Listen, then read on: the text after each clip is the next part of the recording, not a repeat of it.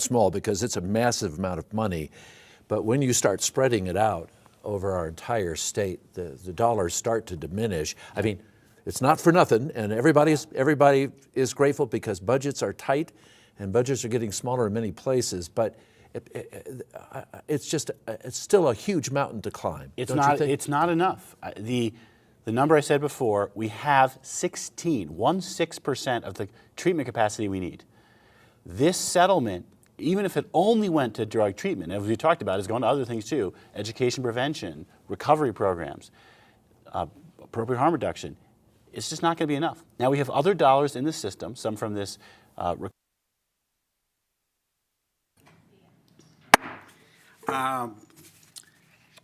New Year. Recording in progress. It's our first City Council meeting of the new year, January 6, 2026. Can we get a roll call, please? Mayor Pro Tem Hamilton. Here. Mayor Lay.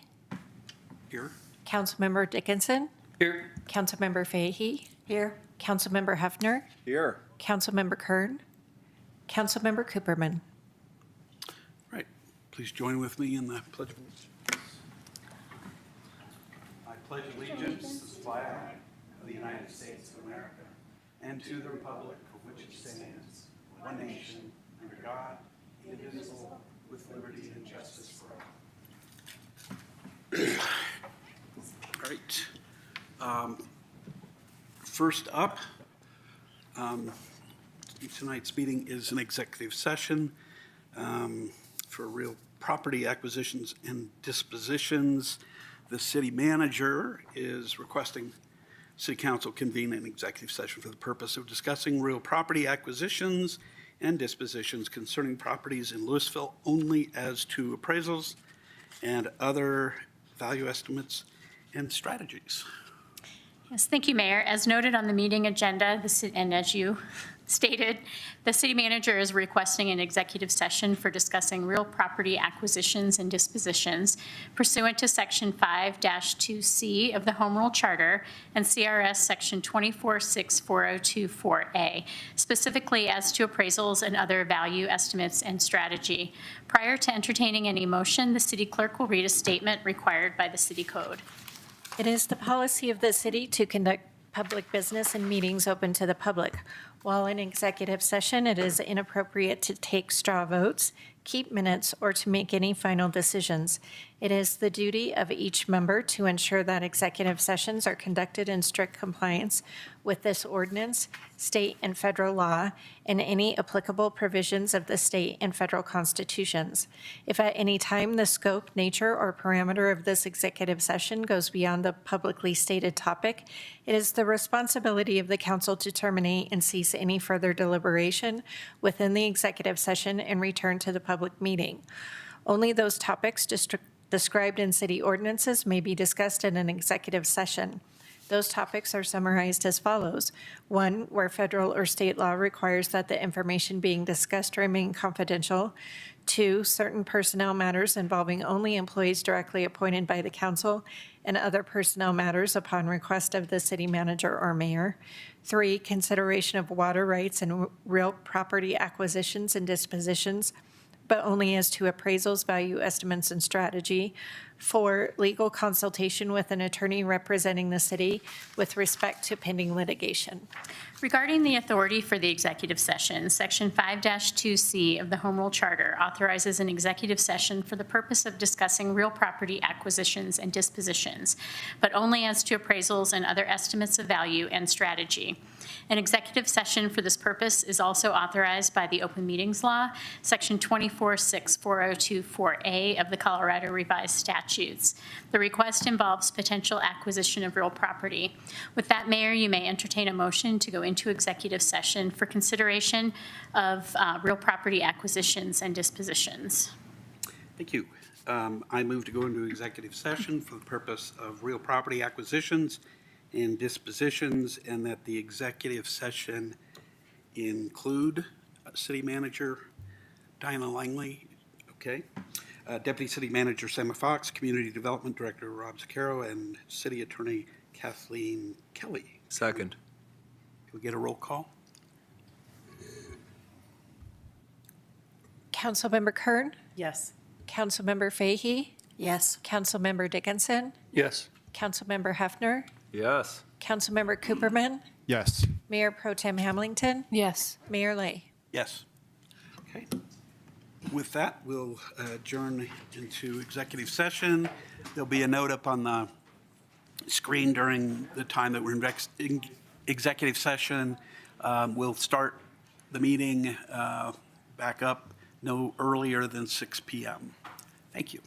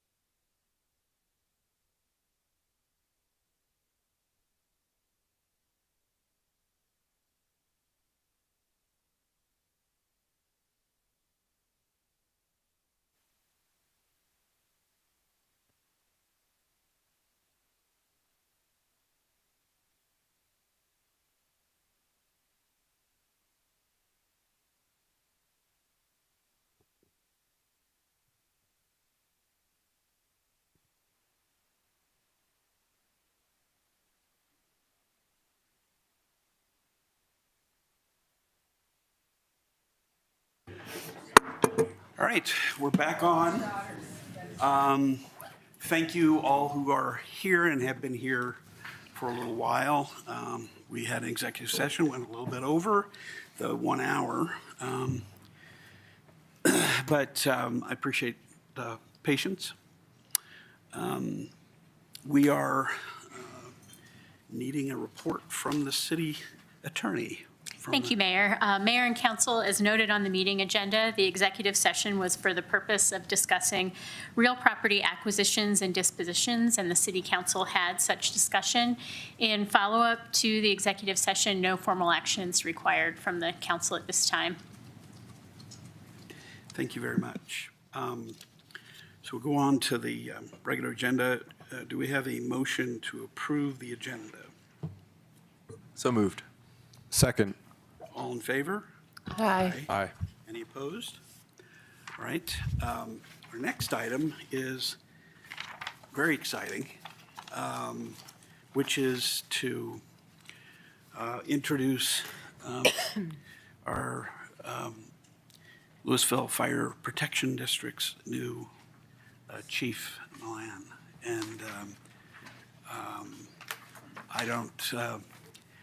I don't know that we're going to grill you, but if you might come up and introduce yourself and not to us so much because we've met you, but other folks in the.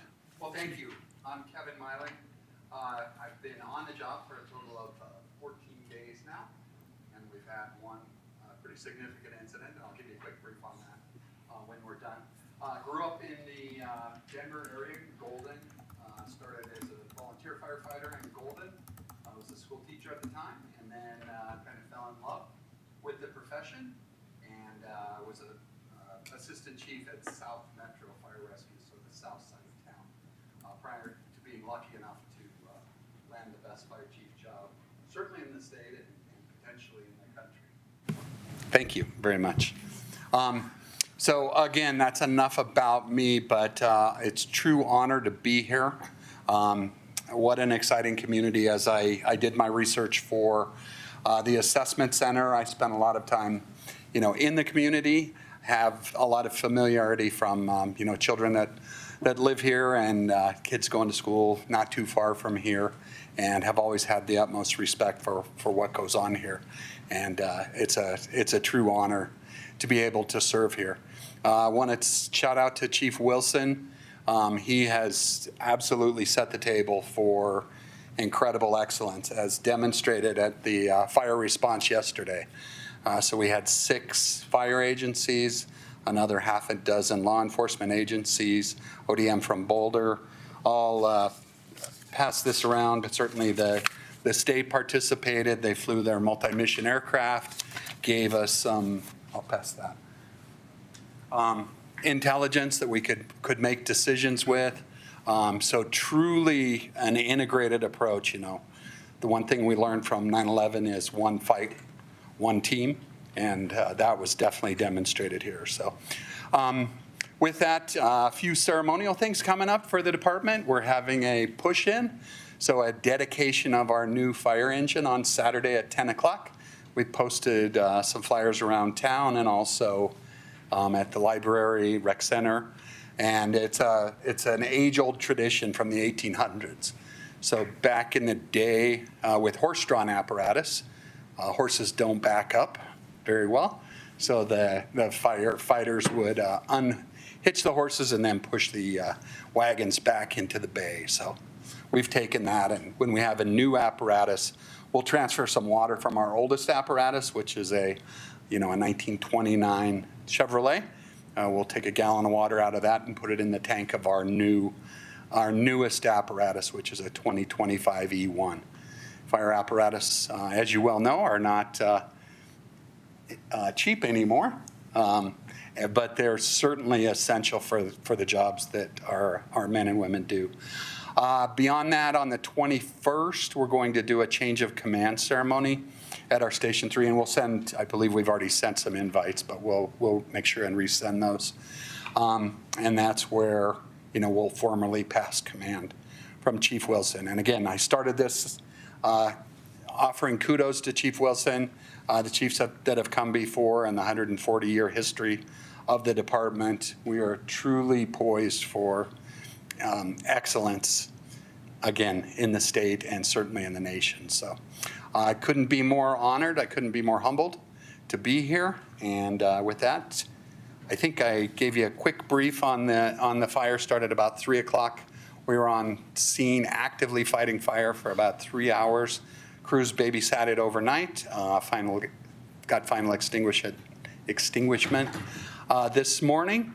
And again, an incredible cooperative effort with Lafayette and our other partners. So really speaks to the excellent work that's been done here. And again, I can't thank the department enough. So with that, I'll take a question if you want. Thank you very much. First, again, welcome to the community. And I will only say thank you for the work that was done yesterday. It was extraordinarily quick and attack and bringing that fire under control, I think, made everybody feel a lot safer. And the fact that it happened quickly, all the better. But other council members have questions or comments? Yeah. Councilmember Cooper. Yeah, thank you again for joining our Fire Protection District. Just a quick question for everyone. At which station will the new truck be dedicated? It'll be at Station 2, so our headquarters station. Okay, thank you. Thank you. And again, thank you, Mr. Mayor, for those compliments. Those go directly to the men and women on the line. Pass them on.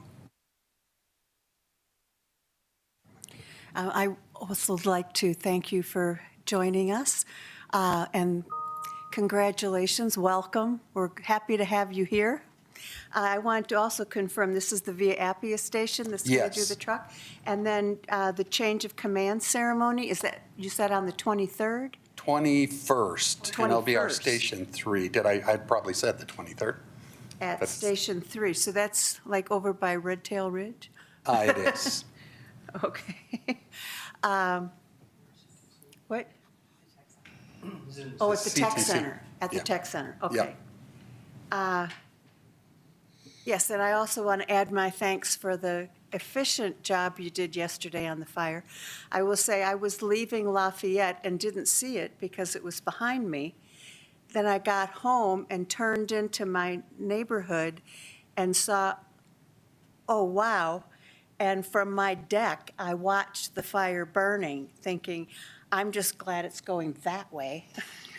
But I'm glad you got it out quickly before any severe damage was done. So thank you very much. Thank you.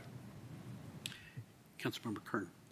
Chief, welcome. That's all I wanted to say. It was a pleasure to meet you a couple of months ago at the meet and greet, and I'm really happy to see you here, and I appreciate all the work currently and to come, working with the city of Louisville and our staff. That joint effort and the improvements made in the last 4 years, I think, are the reason why we had such an amazing response from everybody to handle the fire yesterday. So big thank you. Welcome. Thank you very much. And City Manager, we're going to have a little presentation in about a month, aren't we, on some paperwork that we're doing? Yes. And I was going to ask staff if there are comments that you'd like to make.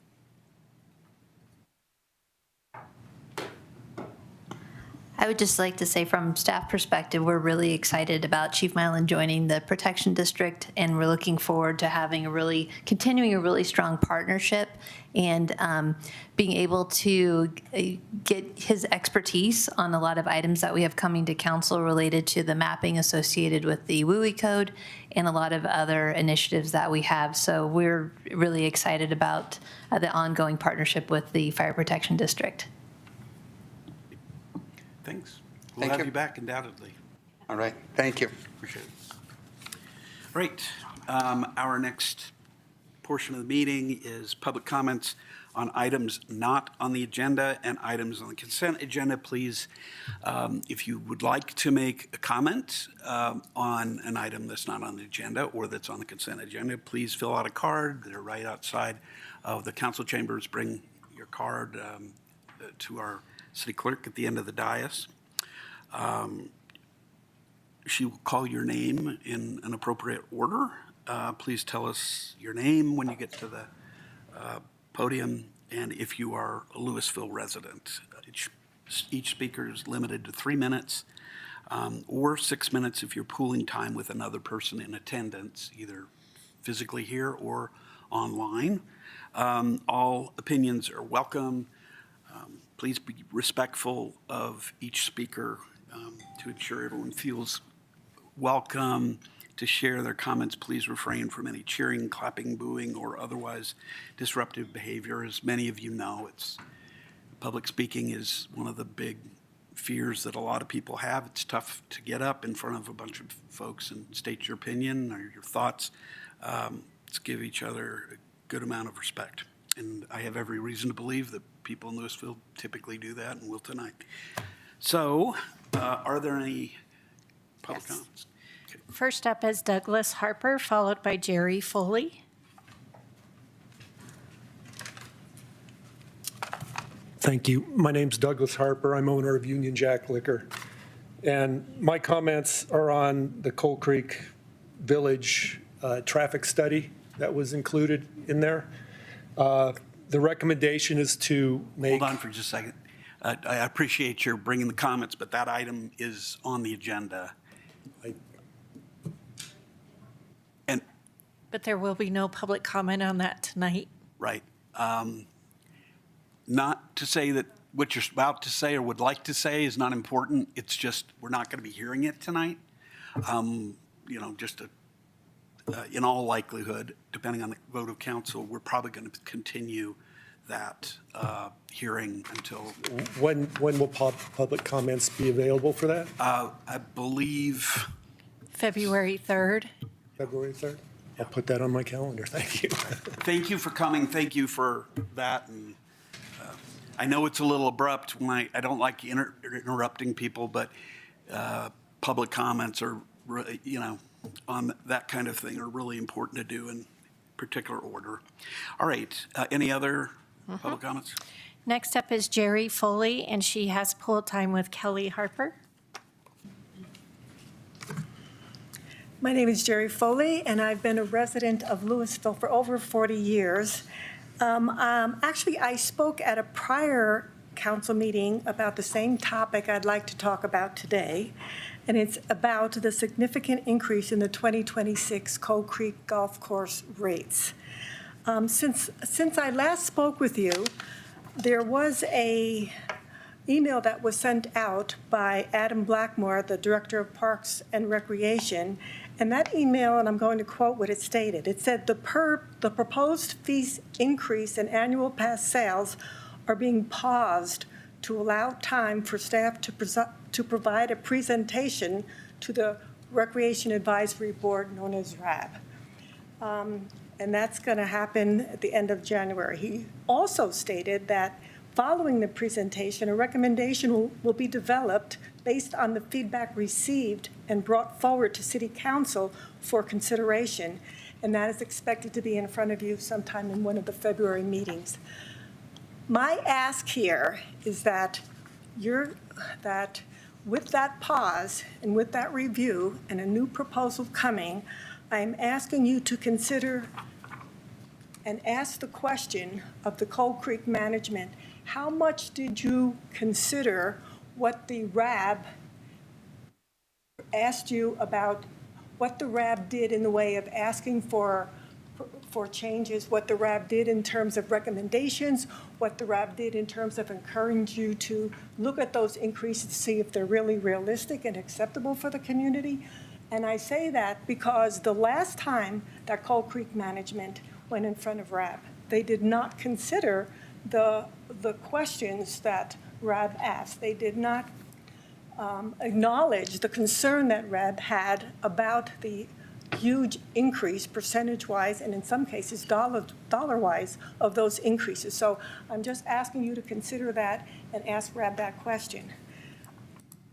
Also, I just want to say that in Adam's email, again, he said the proposed fee increases in annual pass sales are being paused.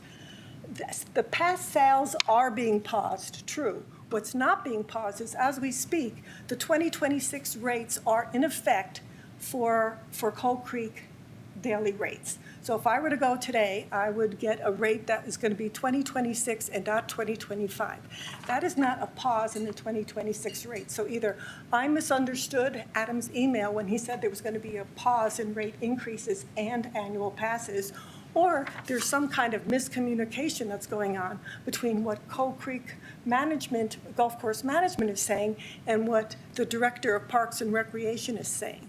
That is very disconcerting to me because I'm concerned about the right hand not knowing what the left hand is doing. I also want to make a comment about, and I spoke about this last time, but I do have some additional information. Last time, the Coal Creek Management distributed to anybody who was interested, a rate comparison between the 2025 rates and the 2026 rates. When they made that comparison, the 2025 rate they showed on this sheet for seniors weekday walking 18 holes was $45. When they made that comparison, they therefore said around 5% increase, so that those rates are going to go up based on whether you are playing in the morning or afternoon. They're going to go up around 5%. In actuality, what happened in 2025, and I think I did bring this part out, what happened in 2025 is those rates were not $45 for seniors. For most of the weekday rates, it was $35 for seniors. So seniors were paying $35, not $45, which dramatically changes that percentage because now the rate increases are either 49% or 34%, depending on the time of day that you're playing. I actually went ahead and asked Coal Creek Management about that particular issue, and I said, why did we base it on 45 when you've been charging for the whole of 2025, you've been charging $25? The response I got was that $35 is basically a promotion rate. So they did not use it. My eyes did what your eyes did, Judy. I am surprised that just because it's a promotion rate, you don't do what validly was charged to people, and you use a regular rate and not a promotion rate. I am very concerned about that whole approach, and I am very concerned because it's, in my mind, misrepresenting as well as not being forthcoming, not being transparent. And the one thing I know that is very, very important to people and to this council is that there is transparency. I don't want to have to dig beneath the covers and find out and prove that this is a 5% versus not, and neither should you, and that is really disconcerting to me. So I feel like what's being lost here is a sense of trust, a trust in that people are doing the right things, asking questions and getting legitimate, transparent answers. If we lose the trust, we lose the loyalty. And when you lose loyalty in a community, that's like one of the worst things that can happen. I love boasting about Louisville, the services. Jerry, I apologize. Your 6 minutes is up. Okay, thank you very much, and I hope that moving forward with the next round of proposals that there's a good collaboration there. Thank you. Thank you, Jerry. Next up is Paul Roper, followed by Walter Davis.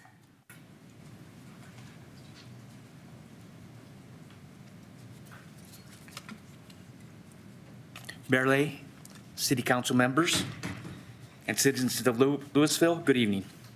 My name is Paul Roper. My wife, who is now deceased, and I had the misfortune of being displaced from our home due to the Marshall Fire, and after 4 years, still not home.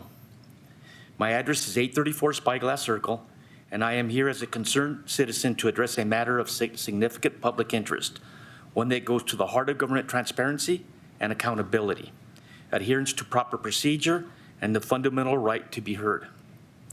It has come to light that a formal notice of claim and related civil rights complaints submitted by Miston Global and its founder, Derek Thies, who is my building contractor, were not only served to various city officials, but appears to have been intentionally withheld from both the city council, the mayor, and its citizens. I have provided you with a packet. This document details serious allegations, which I personally witnessed, including improper fee assessments, targeted enforcement, violations of federal law, and violations of constitutional rights. Yet, despite multiple written notices, emails, and requests for these issues to be brought before this body, they were not disclosed or discussed in open session. Even though there is ample proof the items were successfully sent to at least a dozen city officials, many of which confirmations of receipt were generated. Even more troubling, communications from Mr. Thies highlighting these concerns were omitted from the city's public record of council correspondence when received, and appear to have been added to the prior communications, completely skipping the current city council email production at the time of receipt, which raises grave concerns about censorship and the suppression of dissenting or unpopular speech, especially when that speech involves allegations of civil rights violations and government misconduct.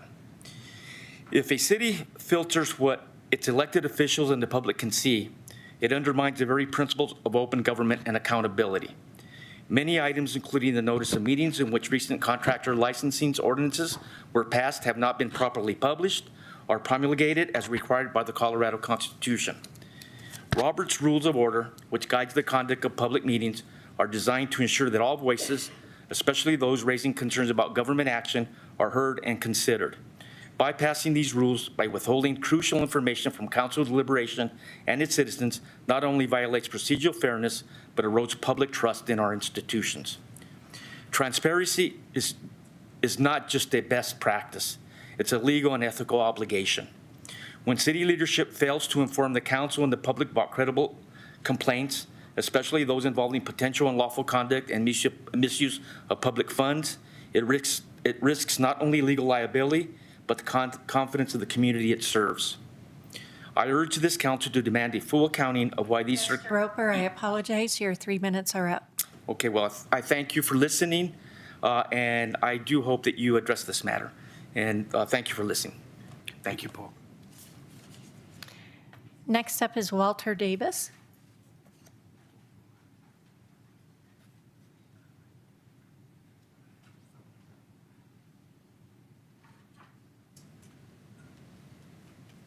Just a little bit about the golf course. Can you state your name and whether you're a Louisville Oh, yeah, resident? I'm Walter Davis, Louisville resident since 1984, before Harper Lake was dug out. So this is about the golf course. It's sort of a mess down there, so hopefully you guys can, I don't know, straighten it out. No one's happy down there, it seems like. I know they have to raise their rates. But one thing I want to really complain about is they said they don't have to follow the ADA Act, American Disabilities Act. Golf courses, they said, they called around, they don't have to follow it. And I'm a retired dentist. Everything I've ever done was you made room or, you know, you help people with disabilities. So they said they're not going to do it. And I would like to see you guys jump on them about that. My wife plays, she had 2 hips for about 2 months. You know, and it's nice to play and take the cart and not, she couldn't walk all over the place. So I don't know, I just think that ought to be really illegal, and that's the one thing I don't like. So thank you very much. Thank you, Walter. That's it. Okay. Thank you. One thing I neglected to say at the beginning is because these, the public comments are on items not on the agenda or the consent agenda, council doesn't respond to them contemporaneously. We can't, because there might be other people who aren't here and don't have notice of them. It doesn't make them any less important. It just means that our stone silence up here doesn't mean we're not listening. It just means we can't, under the rules, entertain discussion on it. So appreciate everybody who's spoken. Right. Next item is council, just bear with me. Just want to make sure. Please. Just a second. Council informational comments and committee reports. Do any council members have any informational items for committee? Yes. I've done it. Should have listened to you. Sorry. So the next item is consent agenda. Do we have a motion on the consent agenda? So moved. Second. All in favor? Aye. Aye. Any opposed? Next is council informational comments and committee reports. Do council members have any informational items or committee reports they'd like to give? All right. Seeing none, city manager's report. Thank you. Just a couple of dates to note. Tomorrow night, we have the Ward 3 meeting at the Rec Center at 6 p.m. Next Tuesday's council meeting will be a special council meeting to discuss the draft comprehensive plan. And then also next week, the 14th and 15th, we have the Ward 2 meeting on the 14th at the Rec Center at 6 p.m. and the Ward 1 meeting on the 15th at the library at 6 p.m. So we hope people will attend those meetings. Thank you. Thank you. All right, our next item of business is the Coal Creek Village preliminary PUD plat and rezoning. There are two items, the ordinance number 1910, series 2025, and resolution number 8, series 2026. I wanted to initially get the staff presentation or comment on this. Yes, Mayor, Member City Council, Rob Zucchero, Community Development Director for the city. City staff is recommending that this item be continued to the February 3rd meeting. The applicant has been engaged with the neighborhood and also trying to meet some of the Planning Commission's recommended conditions of approval, and they're still working out the plan. And so we didn't have the final plan that we're anticipating, so we would like to continue it to February 3rd so that there's time for them to submit the revised plan, have staff review, and prepare that for City Council hearing February 3rd. Thank you. I'm going to open the public hearing and ask for a motion to continue the public. Oh, yes.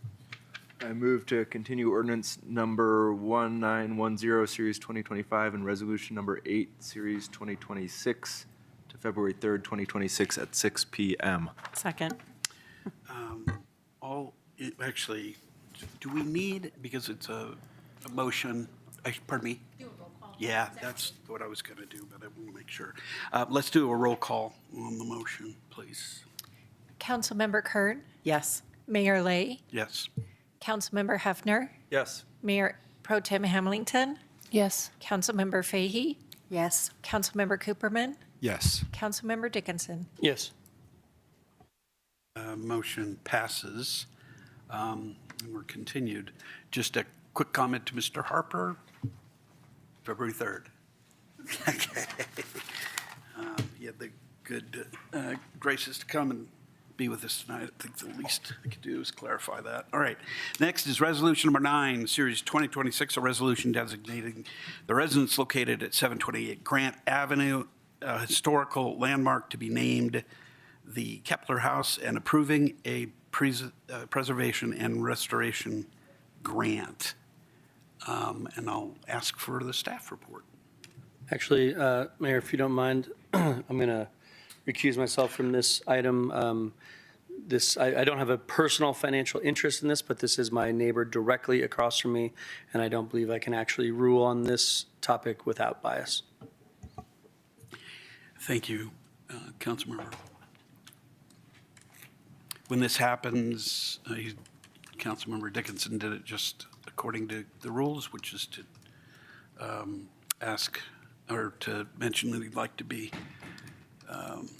to recuse and to state the reason, and then he's gone from the room, doesn't get to sit in back, doesn't get to eavesdrop or anything. He's out of the meeting. So, all right, please.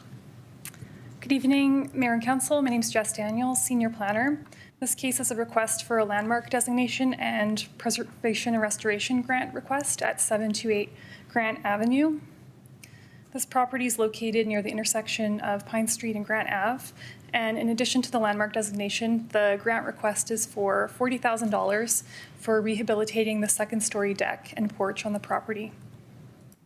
These photos show the condition over time from 1948, from the Boulder County Assessor card to present day. So the porch and second-story deck, which is the focus of the grant request, has been altered approximately 50 years ago, but is consistent with the style and form that contribute to the historic character of the home today.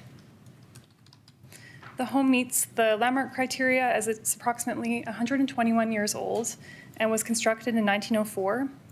It's identified as a target to landmark in Stories in Place and is a rare example of a Dutch colonial revival style home, considered to be the best example in Louisville. It has maintained its architectural style and footprint and has social significance due to its association with mining history. The grant request is exclusive to the porch and second-story deck, and the scope of this work is included in the table to the right. The total cost of the project is approximately $85,576, and staff recommend up to $40,000 in matching eligible funds. Staff recommend approval of Resolution Number 9, Series 2026, for a landmark designation at 728 Grant Avenue to be named the Kepler House, and approval of a preservation and restoration grant of up to $40,000. This concludes the staff presentation if there are any questions. Council members? Yes, Councilmember Koopman. Great. Thanks for the presentation. So we recently approved a new amount for this kind of grant, I guess up to $83,000, right, instead of 40. But it's still matched, so you know, they could get a little bit more than 40 based on their 85 or so $1,000 work. Is that correct? So this went to the Historic Preservation Commission in November before the new resolution was adopted. So the HPC recommended $40,000 to City Council. And in the meantime, as you mentioned, the new resolution was adopted. So these property owners could be eligible to come back for additional funds for an additional project. But we provide matching funds, so the total project is $85,000. So the $40,000 gets close to that. One thing that we wouldn't cover is painting, which was included in that request as well.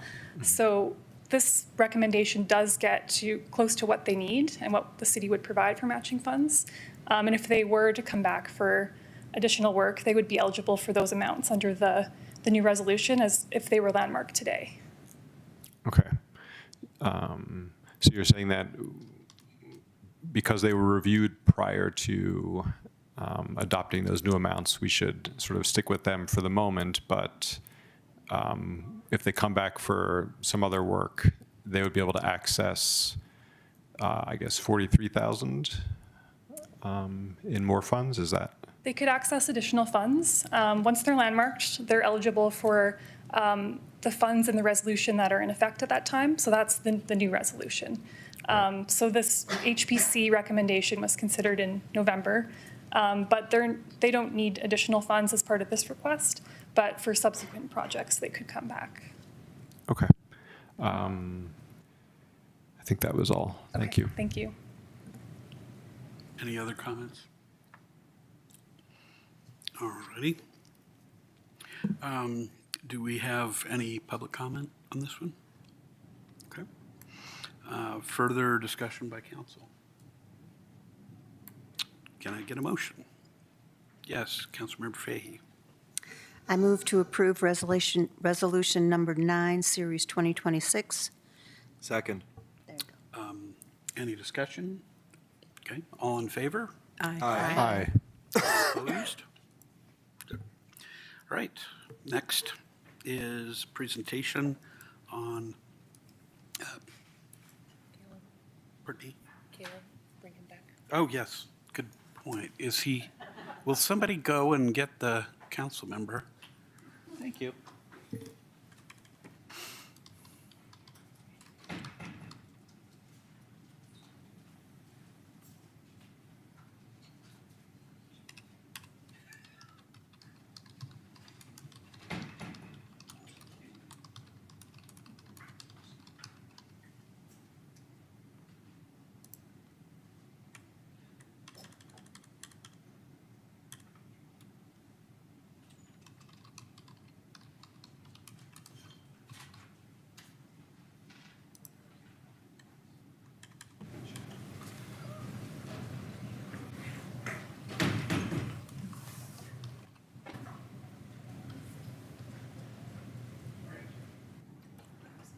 Welcome back.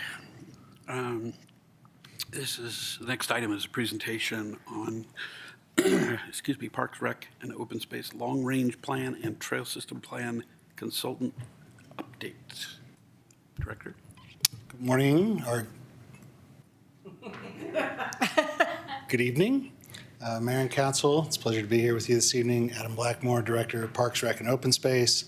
Excited to provide the opportunity to give updates on our current long-range plan and first ever, formerly known as Trails Master Plan, currently being referred to as a Trails Plan, from our lead consultants this evening. A little history. Last year, this plan got underway. It's a little overdue. It hasn't been completed since 2012 was the last time that we went through this process. It's a vital document to guide a lot of our planning efforts and community input and engagement related to parks, recreation, and open space and golf as we go through this process. And tonight I'm introducing our lead consultant from DTJ Design to give you a project update, talk to you about our first round of engagement, where we're at in the process and where we're going from this point forward. So without further ado, for the presentation, I welcome up Keith Walzak from DTJ Design. And I'm also here with Brian Weber, project manager, if you have any questions for us. Thanks, Adam. Good evening, everyone. Happy New Year. My name's Keith Walzak. I'm with DTJ Design, and we have offices in Boulder and Denver, Colorado. Thanks very much for your time. I really appreciate it. This is our first opportunity to speak with you, and as Adam pointed out, this is an informational item. And I want to go through some slides. You had a chance to look at the presentation, but I want to go through the slides and then offer any opportunities. If you have questions along the way, certainly ask me, or we can hold off and wait till the end. Totally up to you. I'm very flexible that way. But as I say, this is an informational update. And so the most important thing I think that we can take away from this update is a conversation about what we've been doing in terms of community outreach and engagement. Certainly there's a technical aspect to both of these deliverables, but Louisville is known for community outreach and engagement, and we want to honor that. And I want to make sure that you understand what the plan has been, what we have been doing, and what we're going to be doing in the future when it comes to outreach. And the important part of that is that not only understanding the process and the findings to date, but understanding trends and preferences, because they change over the years. So that's important. And then I'll talk a little bit about the next steps and then open up for questions that you might have.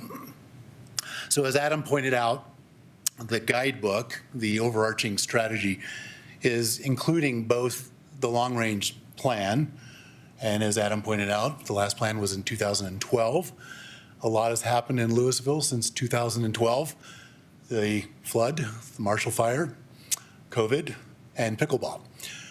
So there's a reason for you to be doing this, not just those 4 reasons, but there's really strong reasons, because the demographics of your community is changing, preferences are changing, and we want to make sure that the parks, recreation, open space, trails world that people live in is up to date and meeting their needs. So that's important.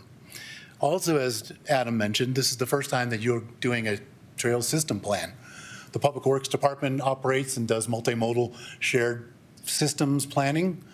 The Parks and Rec Department does recreational trails, but those 2 pieces are interrelated, so it's really important that we cover both of those aspects. But both of these plans are intended to be long-range plans, 10-year strategic plans, not 15 years like we've been going through, right? And it's covering both parks, recreation, senior center, open space, recreational trails, and golf services. It's inclusive of all the components of your parks and recreation program. The process, the plan development process, is again focusing on community input and stakeholder feedback. This is how we learn from the community what the preferences are, what the needs are.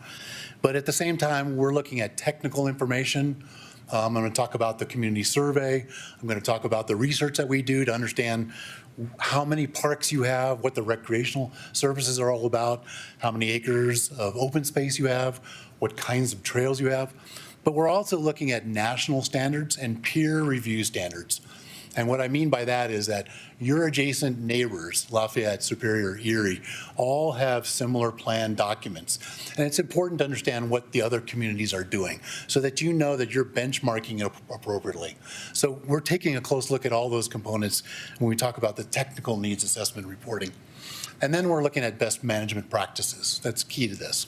So ultimately, the consultant team is going to be providing some recommendations, but it's primarily guided by what we're hearing from the community and what those best practices are regionally and nationally. The process started in June, last June. We have 4 basic phases. Project initiation phase early on was critical because we were starting to work with Adam and Brian and Ginger and the entire team to ramp up the project. So I'm going to talk about what we did to create the infrastructure needed for that community engagement piece. That was critical as part of phase 1. Phase 2 is really collecting all that information that I've been talking about, the needs assessment, peer review information, and community input. And we are clearly smack in phase 3. We are now synthesizing that information and starting to develop preliminary recommendations that will ultimately develop into strategies, high, medium, and low priorities that will be built into the plan document. So we've got a lot of work ahead of us, but we are in phase 3 at this moment. This diagram is helping to illustrate the process that we go through. And each one of these milestones along the way are calculated steps. We want to know what information we need to gather. We want to understand that information. We want to try to synthesize it as best we can.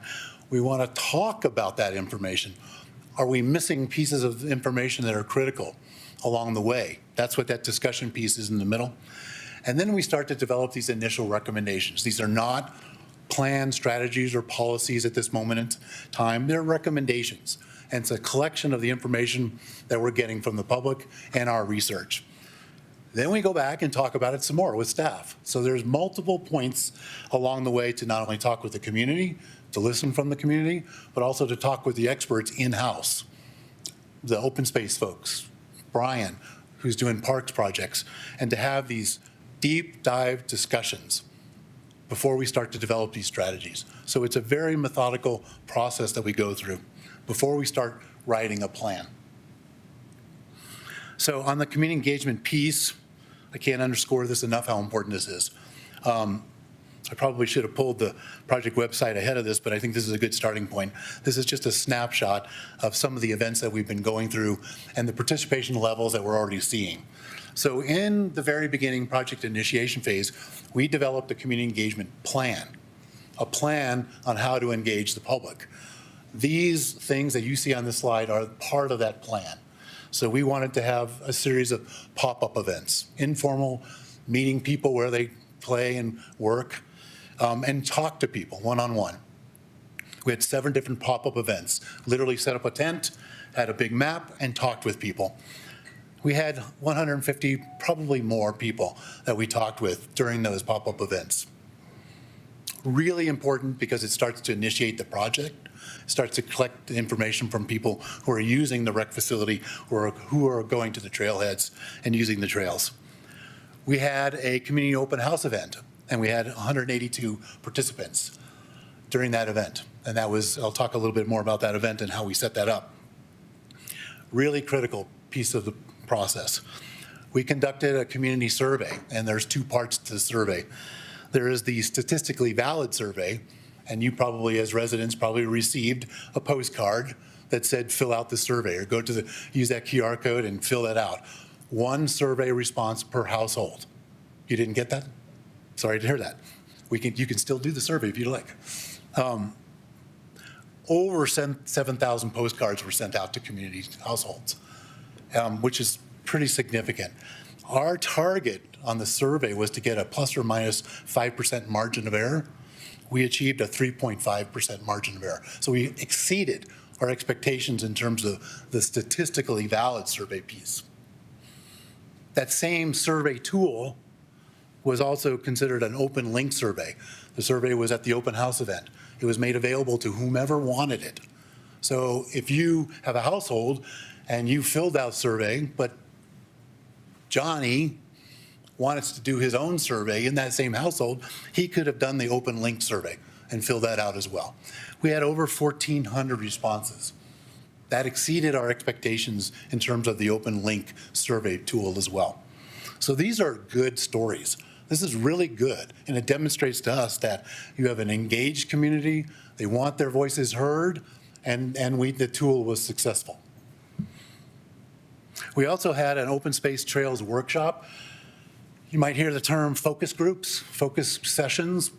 It's a workshop. We had a workshop that was specifically held in this room to address open space and trails relationships.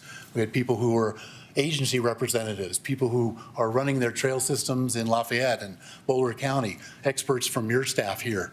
We had advocacy groups here. So we had 23 participants, and I'll talk a little bit about the results of that workshop here in a minute. So back to the pop-up events and the open house event. These are not necessarily statistically valid events, right?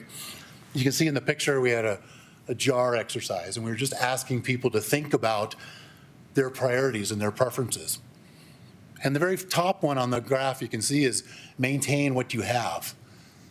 But you only had 3 marbles, so if you think it's important to maintain what you have, but you also want a new park or a new trailhead, you had to start to make decisions. That's what you all have to do going forward. There's trade-offs with all of this. So this is just showing general preferences of people in the conversation, showing up at the pop-up events and the open house event to get that dialogue to start happening. And you can see some of the results. Again, not statistically valid at all. We also, at the open house event, had stations set up, and this particular station talked about programs, current programs, future programs.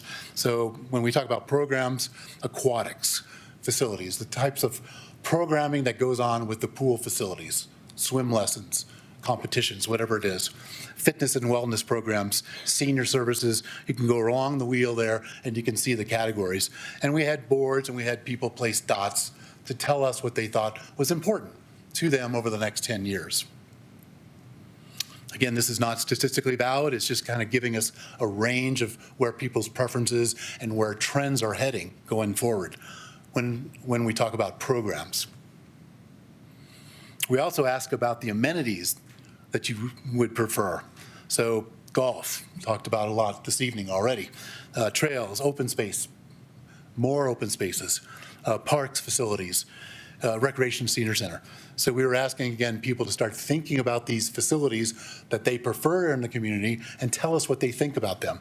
We then broke down each one of these categories a little bit further, and these bar charts are basically telling you a little bit more about, of the 34% that talked about how important open space was, you can start to see that there was differentiations between preservation and conservation areas, management, land management, passive recreational uses in open spaces, and property acquisition. So we're trying to drill down into more detail, not just keep it at a high level. Do you like open space? Yes, we like open space.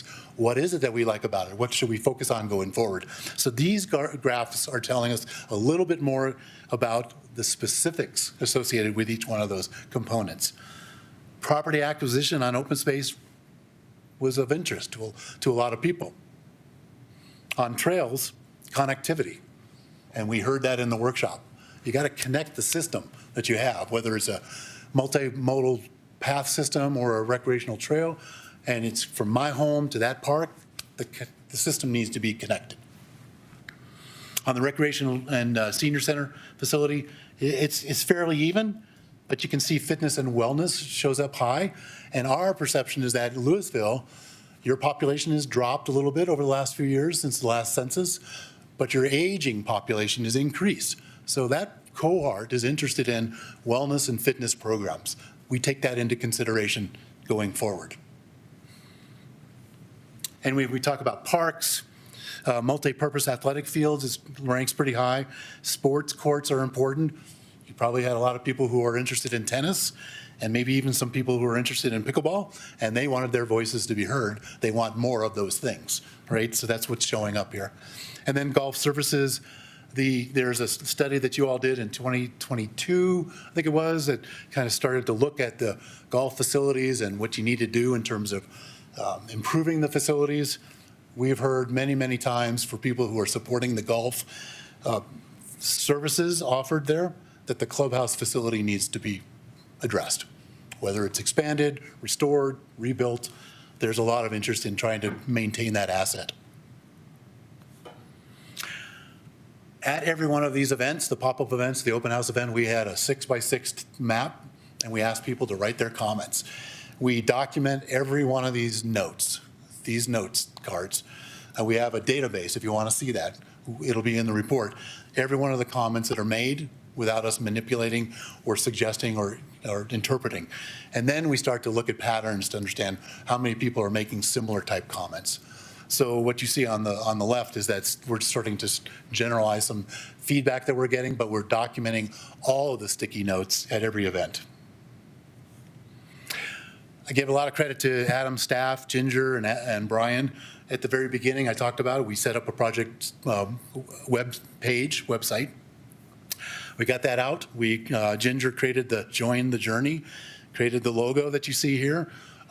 We made a slight modification to the contract to shift some of the engagement funding to create enough money to create a video to get people excited about the process. So that was a good move that we did early on. So this is starting to show the logistical things that we went through in the early project initiation phase. On the community survey results, the community survey results report is on the website now. So you can go to that website and you can read through it. I just want to hit on some highlights real quickly. Again, we had significantly high response rates. The statistical survey had 766 responses. The open link had over 1,400 responses. 2,100 plus surveys were completed. We sent postcards to 7,770 households in Louisville. We also broke that down into geographical areas within the city so we could start to see where if there were trends for people that are living in certain neighborhoods or districts, we could start to analyze that. All of that information is available for you to look at. And you can see down at the bottom the invitations to the statistical eval survey and the open link survey with those numbers that are starting to surface of who we heard from within the city, those geographical areas. Some of the key takeaways, just hit on a couple of highlights. 93% of the respondents identify everything that Adam and Brian are doing as important. It's important. Investing in these assets, reinvesting in the programs is critically important to 93% of the population that responded. More than half of the residents felt that the amenities that are being offered now meet community needs. Now, again, we're going to see trends happen. There's a huge emphasis from residents that we need to take care of what we have. The deferred maintenance program is only going to continue to grow. We got to continue to find more money. We got to reinvest in the assets that you have today. And a side point on the cohort and the age population shifting, community of the population size of Louisville having one rec center, one senior center is about right in terms of the population. But there are other communities in your area that have multiple rec centers, multiple facilities. And so the question will be down the road is, do you need to expand that type of facility? Do you need to consider a new facility in the future? But right now, you're holding your own when it comes to the offerings provided at that rec center today. It's busy. It's quite busy, but it's holding its own. Again, fitness and amenity centers are really important. Residents are highly engaged as trail users. They go from their home, they show us on the map. I live here, I go to this trailhead, I go to this trailhead, I go to this park, and I do that by hiking, walking, or biking. Really engaged people in the community. So that's important to be aware of. And then open space received significantly high importance. I mean, there's a motivated crew in the community that supports open space. We know that. And so we're not surprised by this at all. I'll talk a little bit about the trail system plan, just to give you a sense of the strategy behind this particular deliverable. The graphic on the bottom sort of shows the continuum of imagining you live at this neighborhood, you walk out the door, there's sidewalks. And then you go down and there's an easement and there's on-street bike lanes and there's side paths and there's pathways. And then there's soft surface recreational trails. There's multi-use trails and there's intra-regional trail systems that are connecting to other communities and to DRCOG systems, RTD. That's the spectrum that we think about when we think about trail systems planning. We're trying to focus on the middle range here. So we're trying to be very strategic about it. We're trying to understand what the relationship is between recreational trails on open lands and that sort of tension, if you will, between preserving open space, protecting habitat, but then also offering recreational opportunities in open spaces. That leads us to honing in on the land management practices that we have today. Are they working? Do we need to refine those? So we're talking about those pieces as well as the recreational trails piece. Access is important, and then the connection to the multimodal system is critically important. And then we're looking at trail system standards. There's all sorts of standards out there. The United States Forest Service up there in the Roosevelt Forest has their own standards for trails. Boulder County, right on the other side of your city limit line, has their own set of trail standards. You do not have a comprehensive set of trail standards now, but we're going to recommend that you work on that and develop a standard that's consistent with the standards that are in the immediate area. We don't have to reinvent the wheel. There's so much research on design standards out there. We just need to adapt it to what your needs are for Louisville. So we'll be talking about that as well. Just a quick note on the November 14th workshop that was held here. We had 23 participants, staff was engaged. The purpose of the workshop was to engage both open space advocates and trail advocates to talk to each other, to try to understand where their common grounds are and where maybe their differences were. And to be quite honest with you, there were more commonalities than there were differences. The detail will occur over the next few months as we get into recommendations. That we're all good? But there was a very clear message that people were on the same page in terms of balancing open space recreation, open space, habitat protection, and recreational trails. We need to balance that system. So we asked people at the workshop, what are the primary community values that you hold? What are the big ideas that the plan needs to address? Where are the gaps in the trail system? What sort of initial plan recommendations do we need to talk about? And what are those top priorities? We literally asked everybody in the meeting, the 5 tables that we had, to go through and respond to each one of those topics. Some of the key themes, as you might guess, habitat ecosystem protection is critical. Safe, connected, and accessible trail network, both the multimodal system and the recreational trail system, and obviously focusing on recreation, health, and engaging the community to continue to evolve the system as you go forward. We get into more detail, but those are the really big points. The 3 big ideas, again, a little bit of repetition here, but connectivity, wayfinding, setting a policy for what's called social trails, these informal trails that are floating out there, whether it's a cut across a gap or a mountain bike trail that's sitting up on the ridge line. Develop a policy to figure out what to do with those, and then update the study that was done in 2015 and insert those recommendations into the capital improvement program to address those social trails. And then, of course, balance all this with habitat and ecosystem protection. As I said, each table was asked to scribble the gaps. We are taking all the maps, all the data that we got from the folks at the workshop, and we're synthesizing it into a series of maps that will show up in the planning document. Here's where the critical gaps are. And when we talk about gaps, we're talking about linear stretches of paths that's missing, but also simply improving crosswalks between that school and that neighborhood crossing a arterial street. That was all part of the process as well. So all that information is being synthesized and will be part of the draft plan. In terms of next steps going forward, I encourage you to go onto the website to look at the survey report findings. I think it's over 120 pages.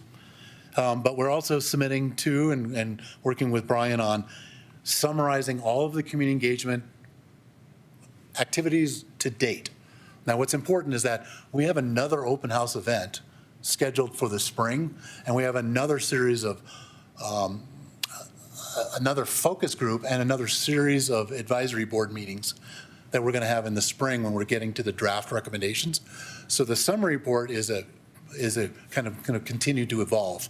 We're going to continue to update the summary report after we complete those next events in the spring. And then we're working on the initial draft recommendations. And then ultimately, we're providing in the next few months, next couple months, a draft plan set of strategies for both of the deliverables, and then a draft long-range plan and a draft trails plan. Upcoming events, as I mentioned, we've got another open space advisory board meeting. We've met with them twice so far, so we're going to meet with them a third time.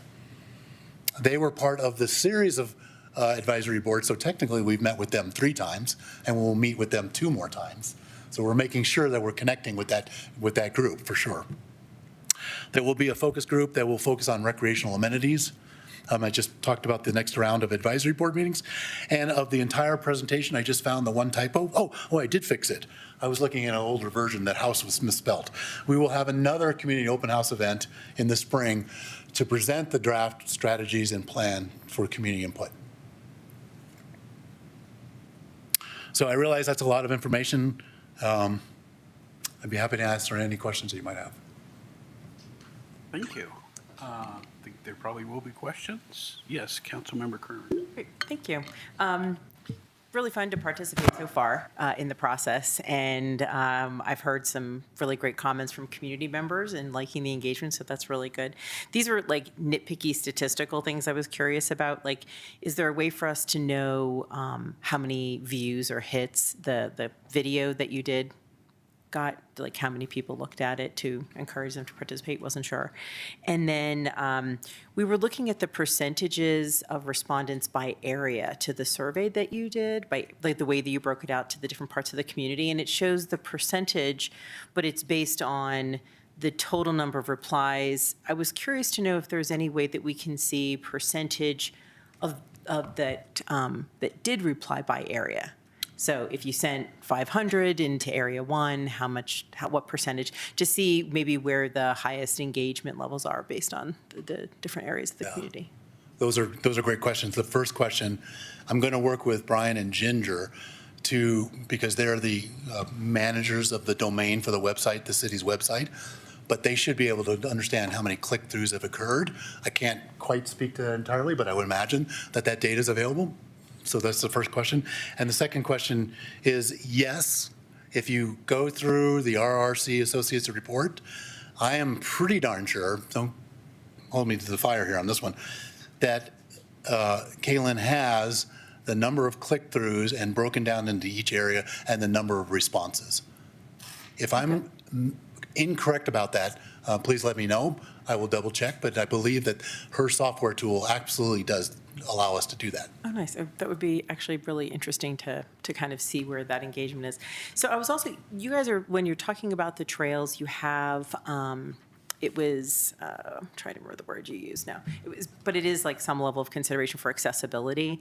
And I wanted to see if, when that is being brought up for community engagement and participation, if it's being clarified that accessibility means for people who might have some physical limitations and would need that, like whether that's adding places for people to sit on a trail or a path that, if they're less able-bodied might need that, or the combination of paved and unpaved trails so that people who need assistive devices of some sort could actually access it, because without paving, they typically cannot. And I just wanted to see if that information was kind of being presented so that people could respond appropriately. The short answer is absolutely yes. But when we use the word accessible, we're not just thinking about physical access. We're talking about education, awareness campaigns. How do you educate the community on what's going on with e-bikes or e-motorbikes and how to regulate those things. So it's not just the physical attributes that you're describing, but it's the whole entire aspect of how do you communicate these things to the general public, whether they're any individual that lives in the community or visitors.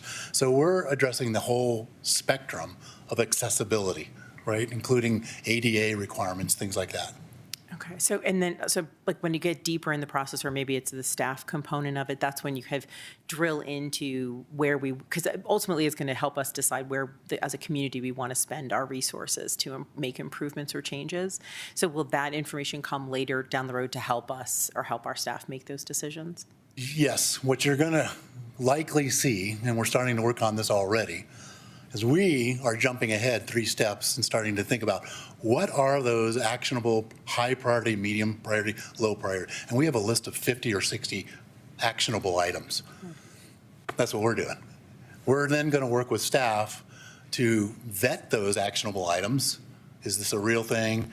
Is this achievable?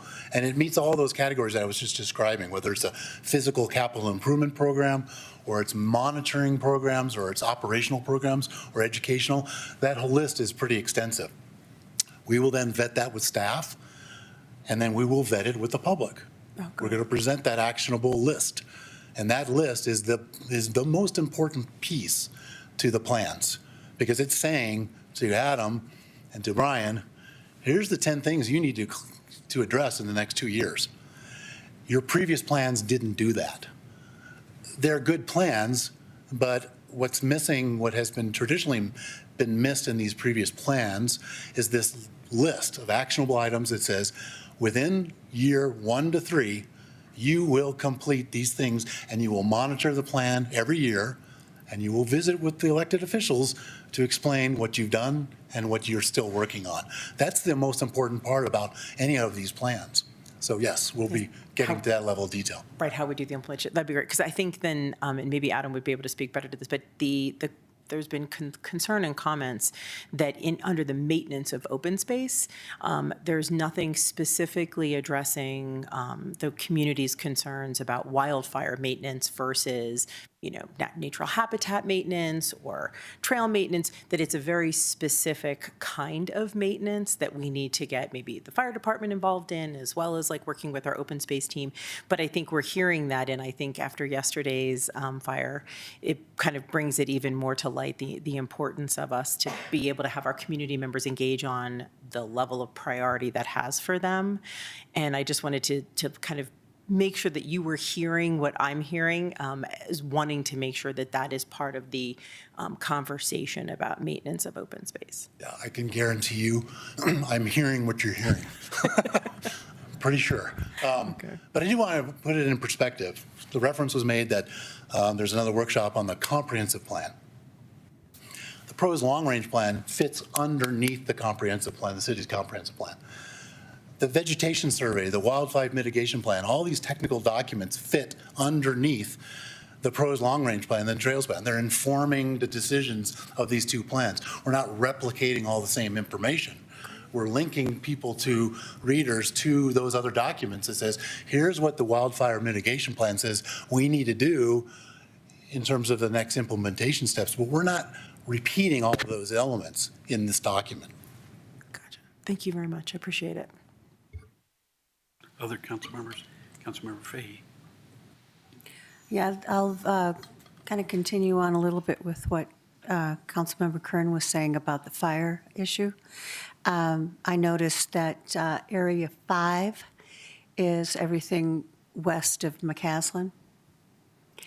The 2 neighborhoods that are west of McCaslin both burned in the fire.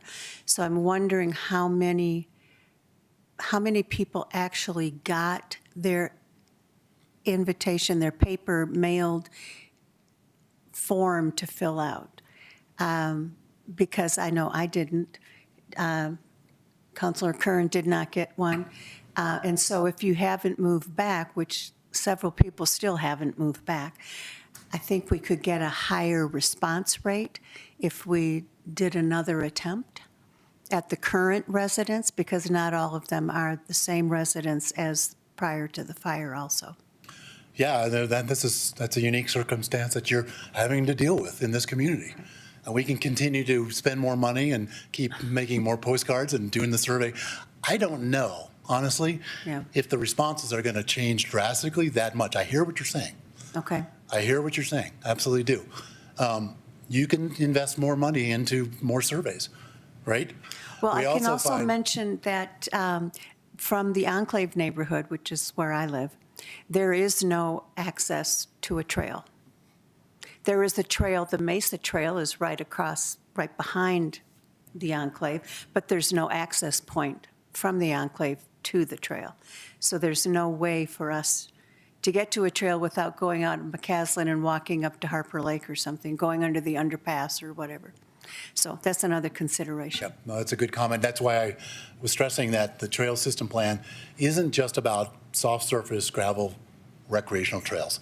How do you get people to that trail system when they're in the middle of the urbanized area and they've got to cross South Boulder or they've got to cross here? So that's why it's important to link the trail system plan with the multimodal system plan to make sure the capital improvement program that's dealing with both of those systems are speaking to each other.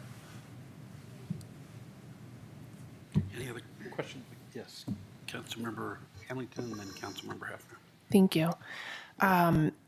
So my first question, Councilmember Kern already inquired about, which was ADA accessibility. It sounds like that is part of the community engagement and will be integrated into the final recommendations, ADA accessibility. So I'm going to focus on my second question regarding engagement, and I'm going to start it with a question for you, which I think is a yes or no answer, which is the age of the respondents being collected in their surveys? Yes. Okay. I will be very interested to see what that age spread looks like. And the reason why I would be is because I want to ensure that we engage our youth. What I'm seeing here in a lot of the pictures and the people who are on our boards are adults in the community, which may or may not represent the needs and desires of our youth. And, you know, we have already experienced through past agenda items, despite best intentions, we did not adequately engage, in my opinion, youth in certain decisions. So that's something that if is not represented and done, I personally, I can't speak for my council members, but I would expect that it be done between now and when we see a draft. How you do that, I will leave it up to you all. But I just really want to make sure that that portion of our population has a voice, because they will be here in the next 10 years using these resources. And I'm not certain, based on what I saw today, I mean, you could have done it and I just didn't see it today, specifics for them. Sure. May I respond? Yeah, please do. One of the 4 advisory board meetings, groups that we're meeting with, is the Youth Advisory Board. We've met with them once. We're going to meet with them again. It was one of the more effective, productive advisory board meetings, in my opinion, because they are an engaged group of people. They're smart. They want good things for their community. So it was a very successful first touch point. We will be meeting with them again. Secondly, historically, when we do these studies, there are certain age groups that are just not likely to engage.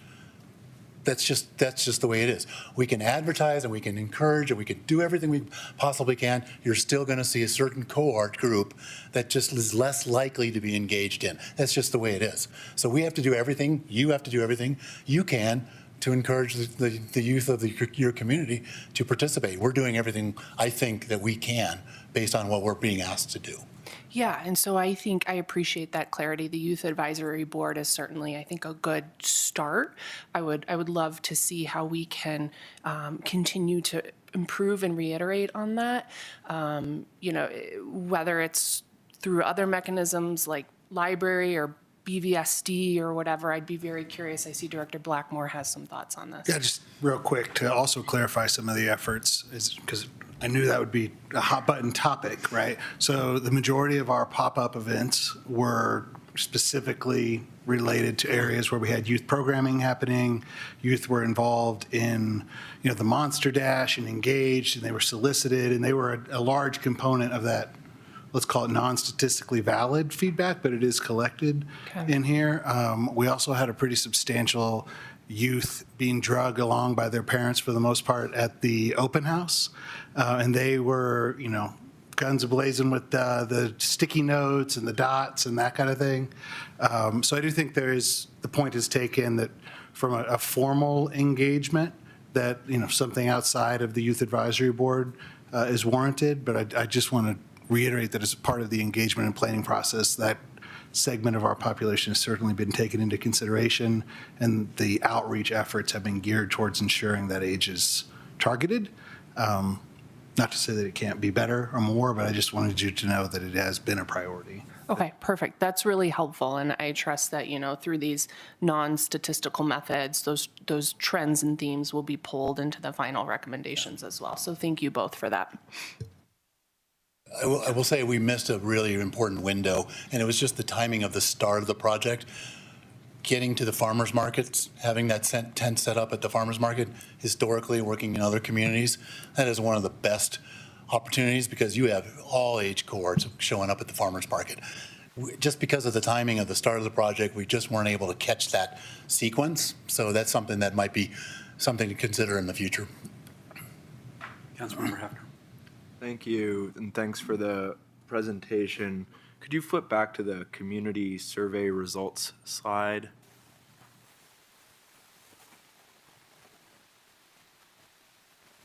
So am I understanding this right, that this sort of combines both the statistically valid sample and the broader open participation sample? It's a great question. I want to say that it is combining, but I have to If you look at like the subheading, I just see if you're understand postcard invite plus open link survey is the broader group. Yeah. Yeah, I think that's what that's inferring, but I want to double check with Kaylin at RRC to make sure that's true. I will guarantee you that when we read the report, she clarifies the answer for sure. And it's very clear in the full report. The thing I'm getting to is similar to what Councilmember Hamilton was asking about, which is it seems to me we should, favor at least somewhat the statistically valid sample, which I assume controls for things like age and gender and so on, as compared to the self-selecting group who have specific interests such that they decided to participate. For sure. Is that how you're planning to Yes, draw? I mean, that's why we separate these out so that you can look at one data source, the statistically valid survey, separate from pop-up events or an open link, so you can look at these individual data points individually.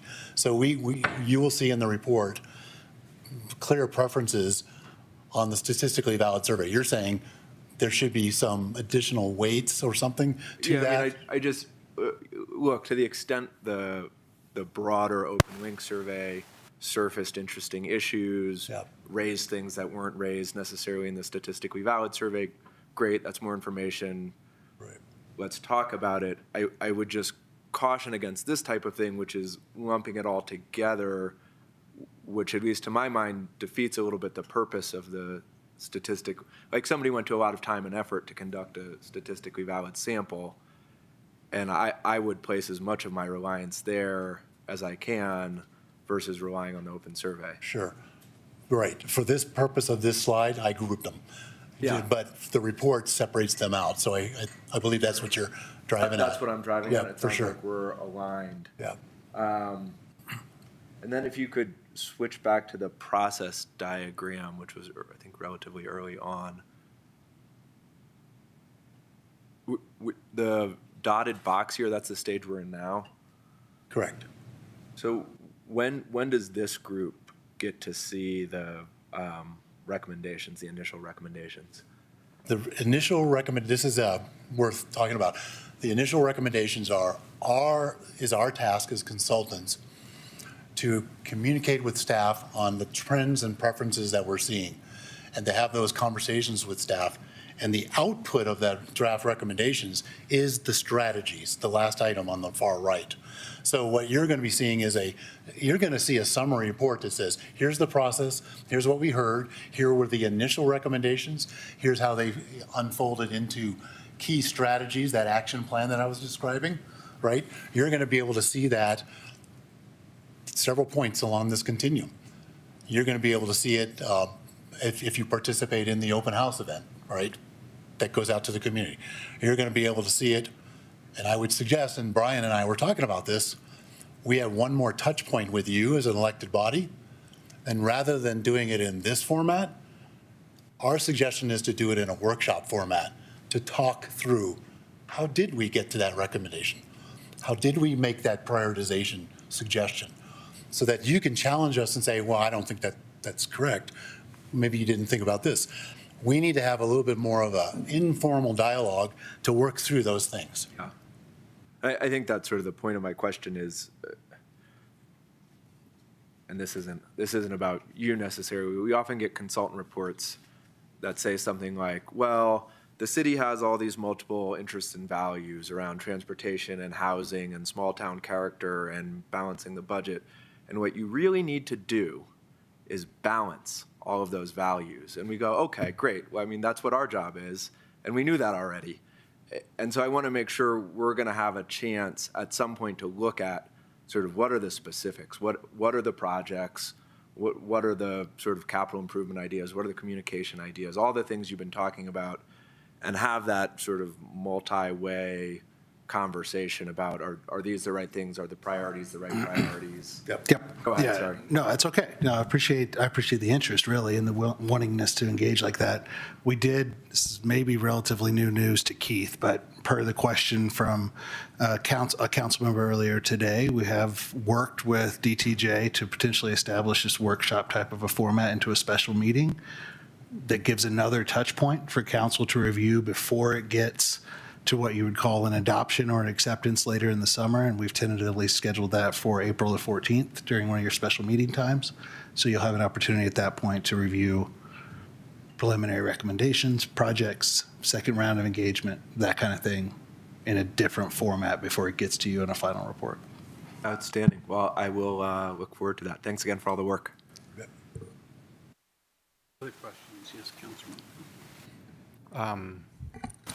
So, our staff obviously have a lot of knowledge about many of the aspects that are going to go into this plan. And so you've talked some about how you're getting staff input, but I'm curious, if you could say a little bit more, like our rangers, for instance, who are out in the field, they probably have good ideas about where we need connections or all kinds of stuff like that. And so I'm wondering how you're gathering that sort of information from our staff. Yeah, no, this is great questions. Internally with our client team, we have 3 different sort of hierarchical steps. I work with Brian on a weekly basis, right? We have project management team meetings. Brian is obviously working with his colleagues, right? Ember, Kathy, the field staff, whatever. The second step is that we have a staff work session built into the process. This is identifying topical items that we need to dig into a little bit more. And so it involves not just Brian and Adam, but all the superintendents and other staff members underneath the superintendents. We might be talking about this conflict between open space and trails. That might be a topical item. So we spend more time working through those details. So that's the second part. Third part is staff that you just referenced, they're at the open house. They're at the table. They're at that table talking to the public and with that board to talk about the map and the gaps in the system. So they're actively involved in the process. So we've tried to work it through so that we acknowledge that they're the experts, right? Ember has more knowledge about the open space history than we will ever have. So we rely on her for sure and her team. So it's important. Okay. Another question. So our transportation master plan has a whole bunch of ideas about connections for different types of trails. I'm just wondering to what extent you're sort of lifting information or ideas in that plan. Yeah, we have multiple team members ourselves. So we have Tool Design Group on our team, who is a nationally known trails, multimodal transportation planning firm. They have offices across the country. I worked with them for many, many years. part of their scope and task was initially to sit down with the public works staff to talk about what data do they have today, where are the missing gaps that they're known in the multimodal system, what types of standards, design standards do they use now, and then what are the key recommendations that, from their point of view, that we need to consider for this plan. So TOOL is really helping us lead that connection with the public works team. I'm working with TOOL then with ERO, who's our specialist who does conservation resources, because ERO also has an expertise in recreational trails. So the three of us firms are now working with Ember, Public Works to refine those conversations even more.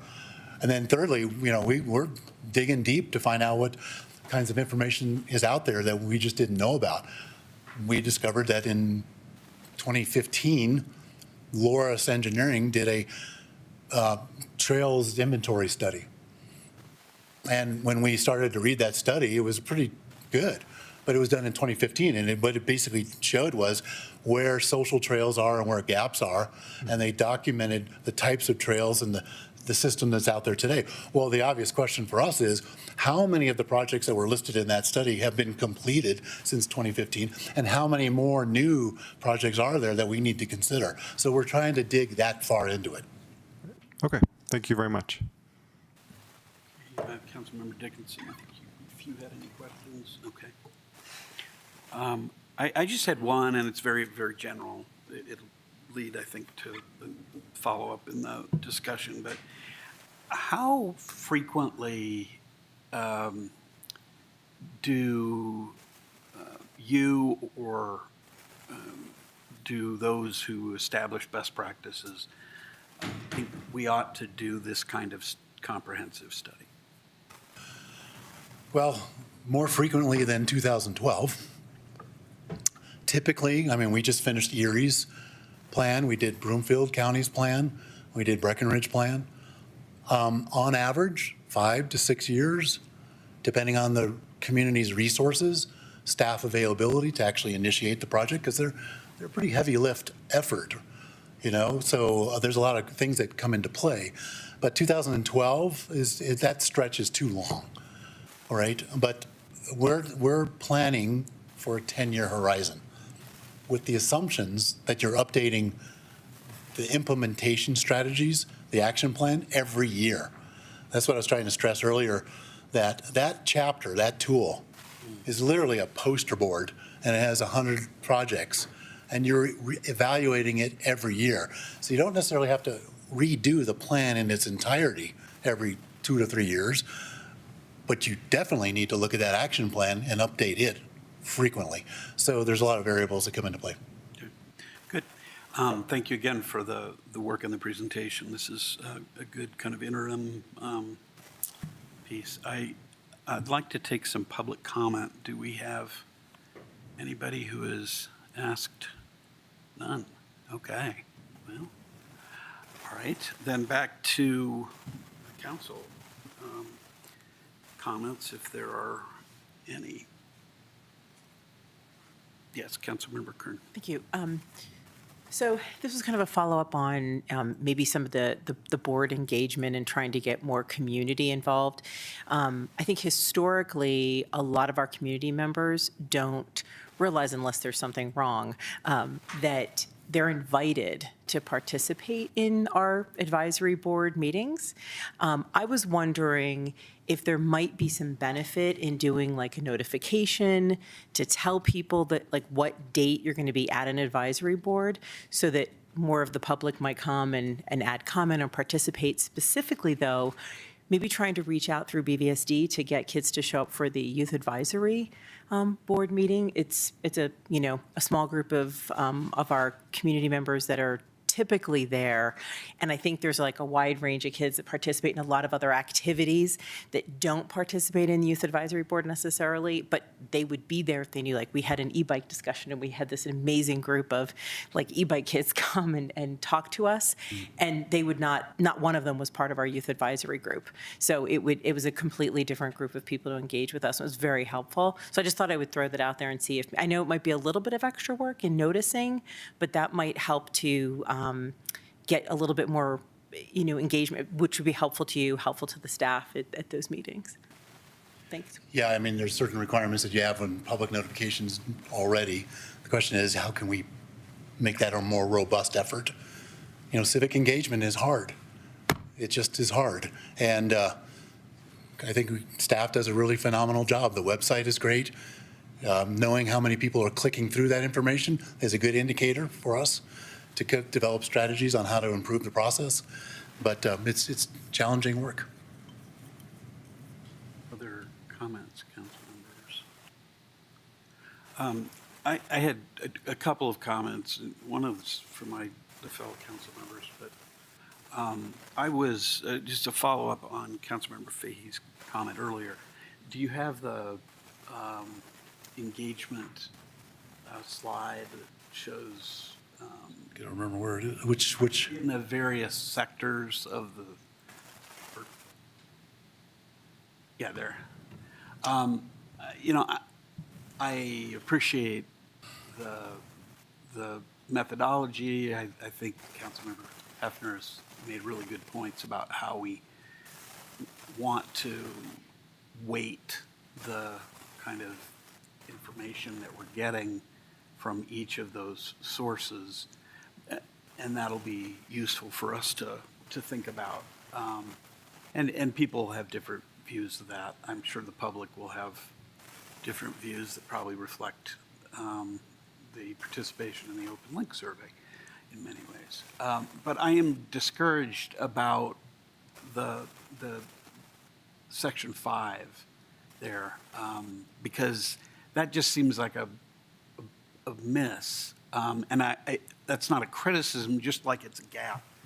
And, you know, it's a group of people who've invested pretty much in returning to the community in there. And I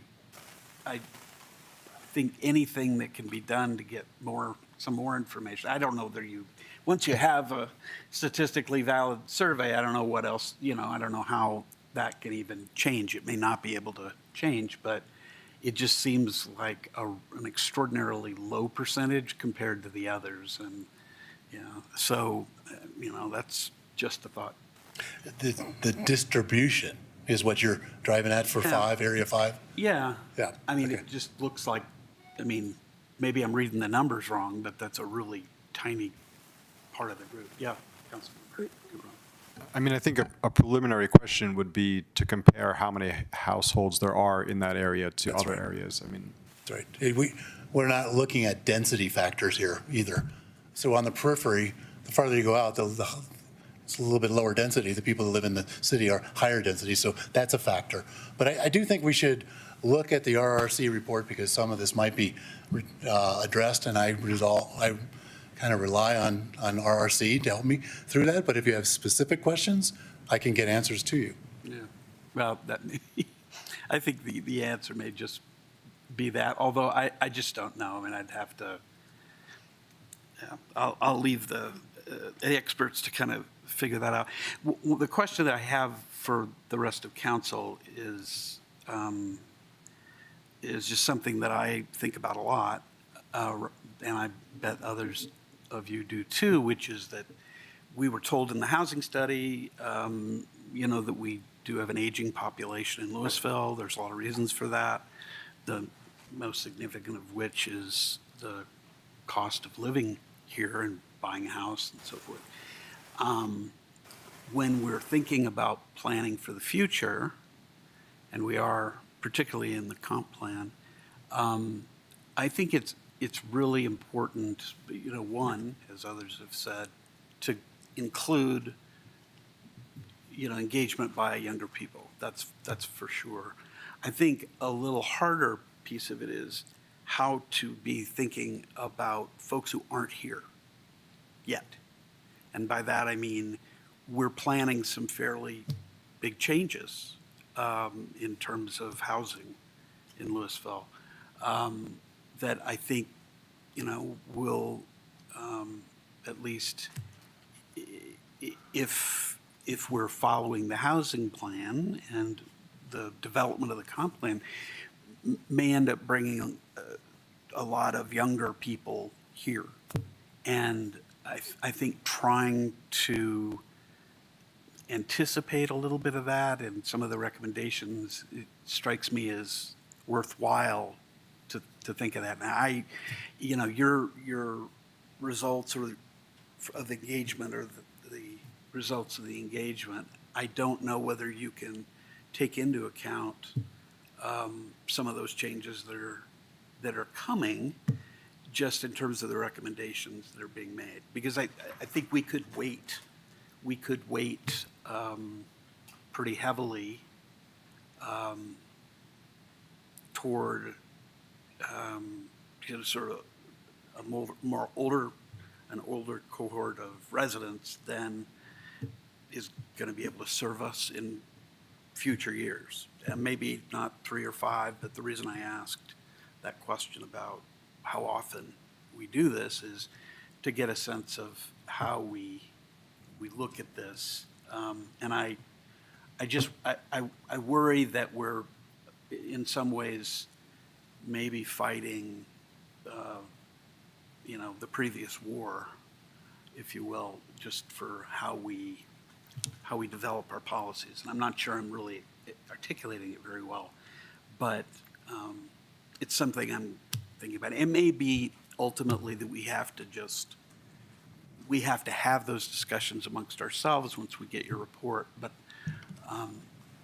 I think looking beyond just what information you've got to some of the other adjacent reports that we have may be, may be helpful in balancing your conclusions. But I don't know what other council members feel like on this. Whether there's any concern about overweighting, if you will, an older part of our population. I'm not here to bash seniors. That's not it. It's just a question of planning for the future. Yeah. Councilmember Haverton. I think what I hear you saying is that, right now our population is skewing more towards the older population, and that's reflected in the survey results.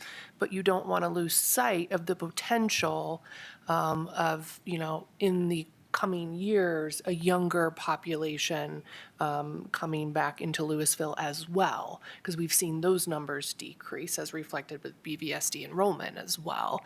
So I think what I hear you saying is a balance, respecting what we need to do and address right now with our current community, but not losing sight of our goals of more affordable housing and bringing in these families as well and what they may need. Did I interpret? Okay. Yeah, I think it's reasonable. You want to plan now, but you also want to look towards the future too, which is part of, hopefully what they'll present to us as the 10-year plan, right? There's also another cohort that we haven't even talked about, and that's the underserved, underrepresented population, bilingual populations. Now, the numbers are low in Louisville, but this is a big topic in places, Tacona, Erie, where we've also worked, that can't be ignored. So getting into that information is important as well. Councilmember Kern and then staff. It looks like the city manager. Actually, go ahead, Diana. I'll go after. That's fine. Thank you. So just a couple of things. So I don't want to lose sight of the kind of bigger picture here. This is a long-range plan, but the long range is 10 years or so. The other thing, the demographics portion of the survey, which is posted on the Engage Louisville site, has a lot of great information in terms of age of respondents, but then also the household makeup. And when you look at those that received invitations and those that were responded to the open survey, you'll see that there are a lot that have the full range of children. And so as we move forward, I think it's really important, you all are residents here. In the time that I've been here, the 9 months that I've been here, you all have a good assessment of what Louisville needs, and you've heard input from the community. I think that these engagements have done a fantastic job of capturing it in a statistical way, but then also in a general way that just reinforces what you know. And when I look at this, there's nothing to me that's really kind of surprising in terms of what Louisville residents are wanting. The challenge is going to be, then how do we deliver it? And so as we move forward with this, I appreciate council's focus on, the different age groups and the feedback that you're receiving. But looking ahead, I really would request that council, we need to focus on, so then what do we do once we get this information? And because there's competing needs. There's the need to maintain what we have, but then there's also these requests for these great expansions when we're struggling to maintain what we have. And so, there's a lot of challenges ahead, and I don't want to lose sight of those bigger picture policy level discussions that we need to have, getting so focused into the details of the survey or what these results are, because these just support what you already know. So thank you. Thank you. Actually, it's a good reminder.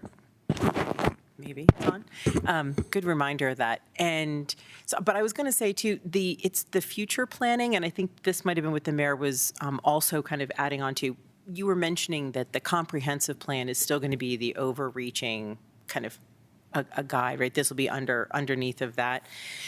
And as we move forward to finalizing our new comprehensive plan, as the mayor was talking about, we're talking about potentially increasing residential opportunities in the community. So where we're seeing a lot that says, oh, the rec center, it meets our current needs, but in 10 years, in 8 years, and we can see a huge population growth and a change in Superior, for example, in the new downtown Superior.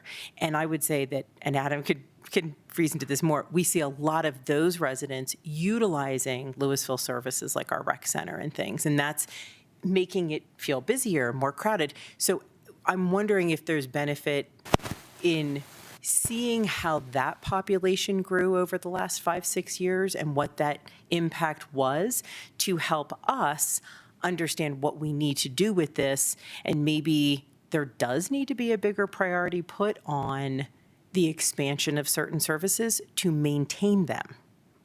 Because as the population increases, it's going to be hard to do that if we don't think about things like that. And that may or may not be what residents are thinking about when they're working with you or working with the team, and it's something that, to the city manager's point, I think we need to really be considering in the policies that we do. So, thanks. That's a real dramatic and real issue. We know people are coming from other communities to use your rec facility. We knew that, we learned that in Erie.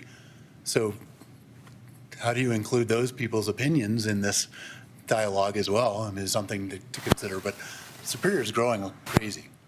It's just absolutely going through the roof. And they're having an impact on your parks system. Thank you very much. I don't know. You have, go ahead. Very small. But as you continue through, I think we're trying to do a good job of removing the word master from the work we do. And so mostly it has been removed, but it showing up with the Trails Master Plan. It's referred to a few times. So if, sometimes the Trail System Plan or the Trail Long-Term Plan, Trail Connectivity Plan, but removing the word master is something important to many in our community. So if that's a easy enough edit as we move forward, I'd appreciate it. Other comments? Okay. Thank you very much. Appreciate the guidance and the update. Thank you all. Council is very engaged, just like the community. It's good. Yeah. Well, I look forward to working with you all in this workshop setting. I'll work with Adam and Brian to try to figure out how we can do that. I think that'd be really valuable. So thank you. Time check, it's 7:56. Let's take a break till, I don't know, a couple of minutes after 8, and we'll get back, get going again. Thanks.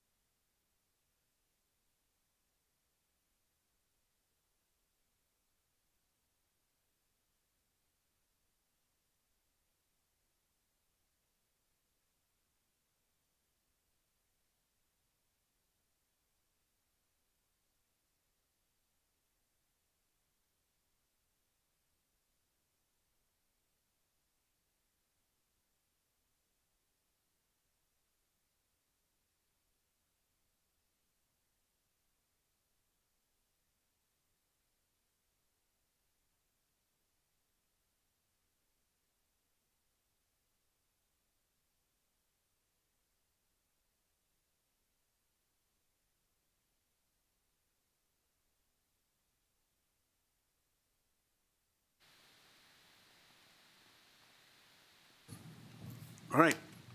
We're back on with water meter replacement and AMI project. There's a couple of resolutions. I'm not going to read them. I'm going to let Director Kohr explain them to us. Yeah, good evening, Mayor and Council. Kirk Carr, Director of Public Works and Utilities. Excuse me, just throwing some things around over here. Happy New Year. Before you are two resolutions. One's a contract with Core and Main for roughly $3.8 million. I'm just going to round numbers, keep things simple. And then a follow-up software as a service contract as part of that. So those are the resolutions that you're considering. The $3.8 million contract is to replace meters system-wide in the water utility system. So meters are basically, imagine a circle slightly bigger than the brass or the plug circle there in the floor, but that's somewhere in your front yard. And within that is a meter in some yards, or in some cases, the meter's inside your home in a corner of the house where some of your water piping comes into the house. But it measures the water as it comes into the house. We read that manually through driving around town it's called radio read. So we have a device and we drive around town and it picks that up, and then we read that. It goes into your utility billing system, which is an old system at this point. And that system calculates based off the rates that we all talk about and adopt, the utility bill, which is then mailed out to everybody, and you get the monthly bill. So the meters are very important because that's what accurately measures the water to make sure everyone's being measured fairly. And then what allows us to charge people that then funds the improvements and things we need to do to run the water system. So this is the ultimate core services project right here. It's kind of a foundational project. So the project in itself should be a consent agenda project, but it's the money around the project and the trends that we're seeing that we just wanted to point out tonight. Tonight we want to get this decision out of the way. Then we have some meetings coming up in February with the Finance Committee, and then some follow-up. Might be two meetings with Finance Committee, and then some follow-up meetings with Council, one or two. We'll be talking about rates. But if I just summed up all the money we're talking about in this approval, and we stick with how we had modeled our rates about 6 months ago, we were at 6% increase, and this project and all its layers are going to move that to a 9% increase. There's a lot of other things in play. Like, I'm making this too clean because I can also tell you, just looking at trends over the last few days, we had the third lowest water usage in the last 10 to 15 years, so that's going to impact that number. We had the water budget and project from last year actually came under budget by $500,000. So that'll be money that's flowing in. So right now we're measuring a lot of moving parts that really move this rate number all over the place. But for this conversation, we just wanted to point out this project's a big project, $5.5 million total. We had roughly $4 million budgeted. So we're asking for $1.5 million budget improvement, and that will have some impact on rates. And we have more conversations with you moving forward to talk about if we can move other projects out, what are all the actual numbers from 2025 look like? Does that help us or hurt us? So a lot of conversation to come. But the extra layers that are in this project from the baseline are things that we feel we've learned, I say, over the last year. We've been trying to put this project together. And then other pieces of the layers are also, we've had other departments that have renewed the leadership. And with that fresh energy, there's been a desire to upgrade systems. So I had hinted that the utility billing system's pretty old, like probably 20 years old. It's old for a utility billing system, and there's desire to upgrade it. That's been on hold because of transition. So that's a layer where we're upgrading that system now, while we're also working on the meters.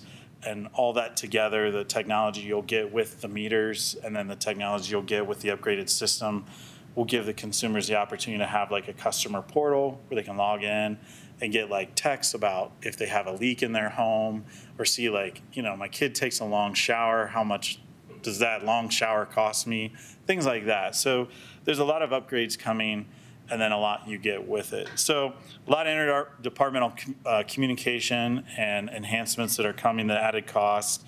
Also, there's some things going on in the state with mobile home parks and regulation around mobile home park water systems. And so currently, we're kind of in a weird situation where we have our meters at the trailers, but it's actually a private mobile home system and their private system comes off of our system. But as the regulation is coming online, we want to kind of firewall our system from their system, so it's clear what they're taking care of and what we're not. And so we're going from where we have a meter at each trailer to we'll have one big master meter that's going to service the mobile home park, and then that owner will then like bill individually or some way. That'll be a private matter at that point. That upgrade also removes a lot of risk for us. We do have a lot of administrative time in there with shutoffs on and off. And then we also have through how they manage the trailers and how life builds up in some of these areas, we have to send staff like under trailers and Tyvek suits to like maintain some of this stuff. So we just put some of our own people at risk in conditions that we don't really control because it's the trailer park's control. So for some of these reasons, we're just kind of backing out of the situation we're in and doing a master metering thing. So that was a layer that came in that was about $300,000. The upgrade for the utility billing system, I didn't tell you the number, but that was about $250,000. We also felt like just kind of the state that the community's in, we're going to touch everyone's home, okay? And we're going to do that with a contractor and also the state that contractors are in. Community's kind of on high edge these days, and it's important to touch point the right way. Also, contractors aren't always coming in with the best skill sets anymore. And so we felt like we needed to also bring in probably a third-party vendor to help supplement our staff so that when we go to someone's house and go into a lot of houses, that we've got multiple people there and someone that's making sure that those touch points go well, and there's a high aspect of customer service. And we expect that from our vendors, but we want to have someone that's very specific to the customer service experience. So that's about a $150,000 layer that came in. That all adds up to about $700,000. So you're just like, well, what's left? We have a 10% contingency that's about, I'm just going to say $400,000. I'm rounding down a little bit. That's normal. We do that on all our projects. And then we've added in what we call an allowance. So an allowance is what we know we don't know, but we know it's coming.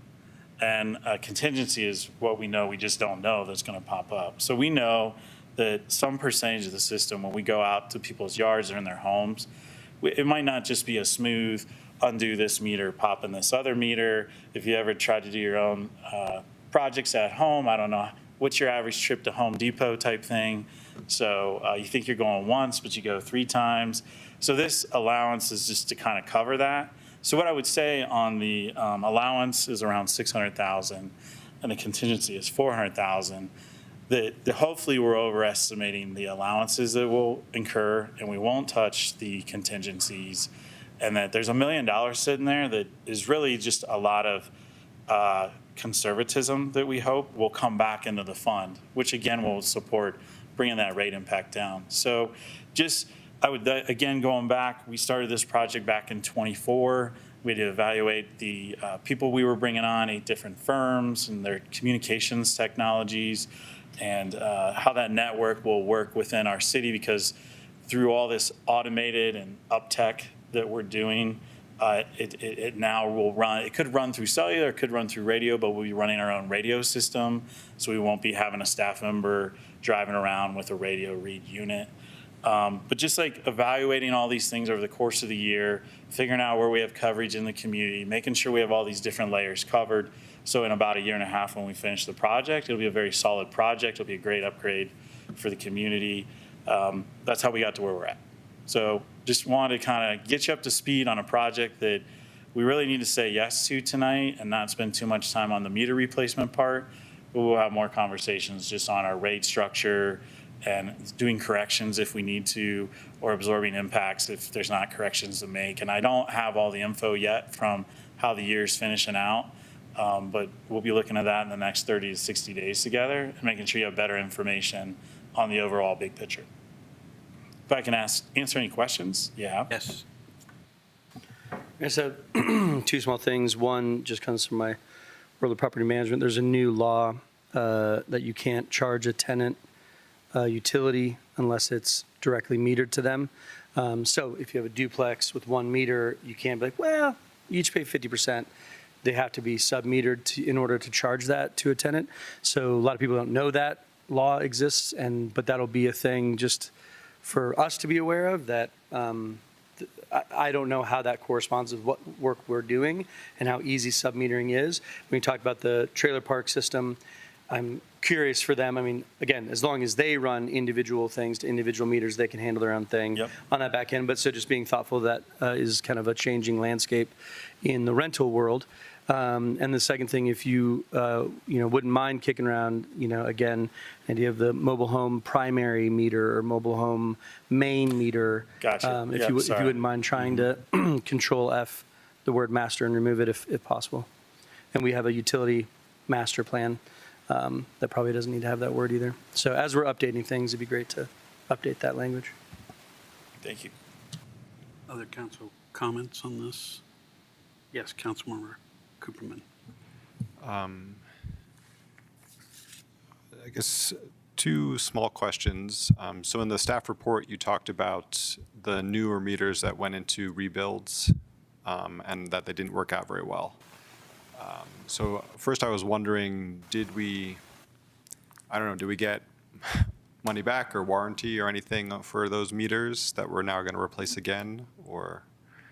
Yeah, I think we're still working that part out. So we have a warranty, but there's also time commitment to troubleshoot the meter and then rub your head, pat your tummy, whatever the vendor says before they'll warranty out the meter. And at first it was like we were warranting out meters, but then our failure rate is starting to get higher.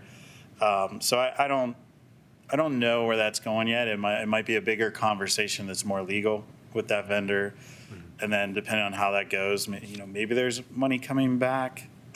Maybe we play out the warranty thing and just suck up the staff time around that. Or maybe that's why this is an allowance. And we're not saying we're going to absolutely do it yet. The timing is, we're figuring it out. But we want to get the awards, so we have the option. Right, okay. And then somewhat relatedly, you also talked about in the staff report about adding shutoff valves in some cases. Are we thinking about doing that more widely or not necessarily? Yeah, we've really gone back and forth on this. What we do have shutoffs, and we really haven't talked about that as a group about shutoffs, but we have shutoffs in all the rebuild areas. I think most of you know that, but if you don't, now you do. And it's an area where we haven't really had to think about it because there's just been nothing there, and now we're rebuilding. But we will need to think about it. That covers a lot of our perimeter now, right? A lot of so most of our meters are inside in the city, and much of the meters that are left outside are more internal to the city. And so there was going to be significant costs to go to the remote shutoff just by default, like in the millions, 5 to 10 millions. And we didn't feel like the return was there, so we opted not to do the remote shutoffs.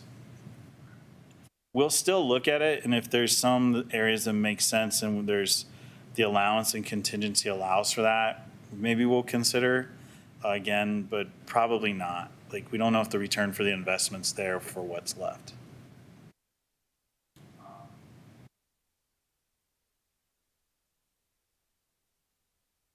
Planet is going to have us erect these radio towers to collect information from people's meters. And I'm curious, about sort of the longevity of that method of collecting the information.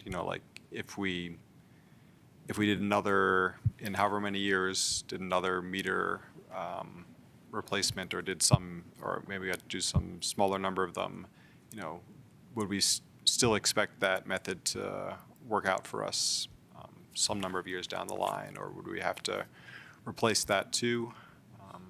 No, that's actually one of the reasons we zeroed in on this as a top vendor, is the radio system gives us more flexibility, especially with the comp plan. We're kind of figuring out what we're going to look like. Maybe we have more units, maybe we have less, but you start getting into cellular, and then you're really reliant on the packets in the cellular. And if you're expanding from where you're at today, your costs start to go up. So we thought radio was the best long-term plan. And we evaluated all today's costs on a 20-year delivery period. you're generally, and that's what these new metering technologies are kind of like warrantied out or guaranteed to, is 20 years. So you're going to reevaluate again in 20 years the whole system anyways. But for that 20 years, the radio provides us the most flexibility. Okay, thank you. Councilmember Kern. Thanks. Thanks for just putting the work, like making sure that not only we can understand this, but that our community does. This is, we've had a lot of rate increases, and I think that this is going to trigger some additional concern over things like budgeting and, new rate increases. You put in your packet, you said these are very predictable costs that we would have to replace meters, and now there's an unpredicted large amount that's going to cost us or ask us to increase rates again. So I just wanted to kind of see where we are planning for the next 20 years, kind of to what Councilmember Cooper was bringing up, that this is going to be accounted for, just to give people maybe a greater sense of reassurance that, we're not going through this again with this, like, oh, we have to do all these new updates and increases, which are great and necessary, but going to be really costly. Yeah, I mean, we try to look at the CIP out 20 years. The rates we give you go out 10 years. That causes its own problems. The council's asked us to back that down to maybe just 5, like we're forecasting too far out. Our baseline budget was 3.8. The bid came in that we selected was 3.8. It's these other layers that kind of built those costs up. To some extent, maybe there's $500,000 we should have seen in there, and there's other $500,000 things that have just come in line over the last year or two. So, I mean, I don't think we were way off, but I hear you. I just think, yeah, I mean, I have to be honest, and I think we're going to talk about this in February. We're at capacity with staff. We're tasked on many different hats. Life just doesn't go smooth anymore. Things used to be able to, you all feel it in your life. Sure. You go out to buy a thing, and now it's twice as much, and you probably didn't budget for twice as much. I should have bought 2 of them. The first trip at Home Depot would have saved me $5. There you go. So, I think we're grasping with all these things. I would also say, just kind of looking at our overall use trends, we've been in a declining revenue structure, and then it's going up and down a little bit. We haven't had, life hasn't been average for a while, even on our water usages because of COVID, and then we had Marshall Fire, which took out 10% of our users, and then now people are looking at their pocketbooks, so they're backing off on water in their yards. So you have all these things, and so as we're trying to say, hey, we're going to raise rates, we're going to bring more money in, then we actually bring less money in. We're kind of constantly chasing it. I would also say climate change, we all know the impacts are real right now. It's weird because we're sitting here in these dry winters, right? Usually the water system's off for everybody in the dry winters. So there's not the way it's changed in the winter hasn't impacted us. But what's weird about these years is it's also bringing a lot of these cool, wet springs. So we're losing out on a lot of revenue on the front end of the year as well. So yeah, I hear you, and we're trying to wrap our heads around all this. And the end result is we're just going to have to start to be more conservative and pad our numbers much more. But then ultimately that starts to drive that rate number to not look good. So it's like, do you pad it and you do less, and when you figure out you have more money, then you add things in, or do you try to run everything lean and mean? But then when you hit bumps in the road, then you got to suck it up and pull out the extra $100 bill. I don't know yet, but we understand. We feel the same way. This isn't a fun conversation tonight. This should have been on consent agenda, right? So, I agree. I mean, and it's unfortunate, to your point. I mean, an unpredicted additional costs in some ways. I do want to thank you though specifically. I really appreciate the attention to detail, and I know that there's an additional expense which everyone's going to bear, but to making sure that the service and the safety level for our community members when strangers are coming into their home, that was a big ask, and you fulfilled it, and I'm really grateful. Thank you. Yeah, I want to give that credit to your new city manager who had that idea. So.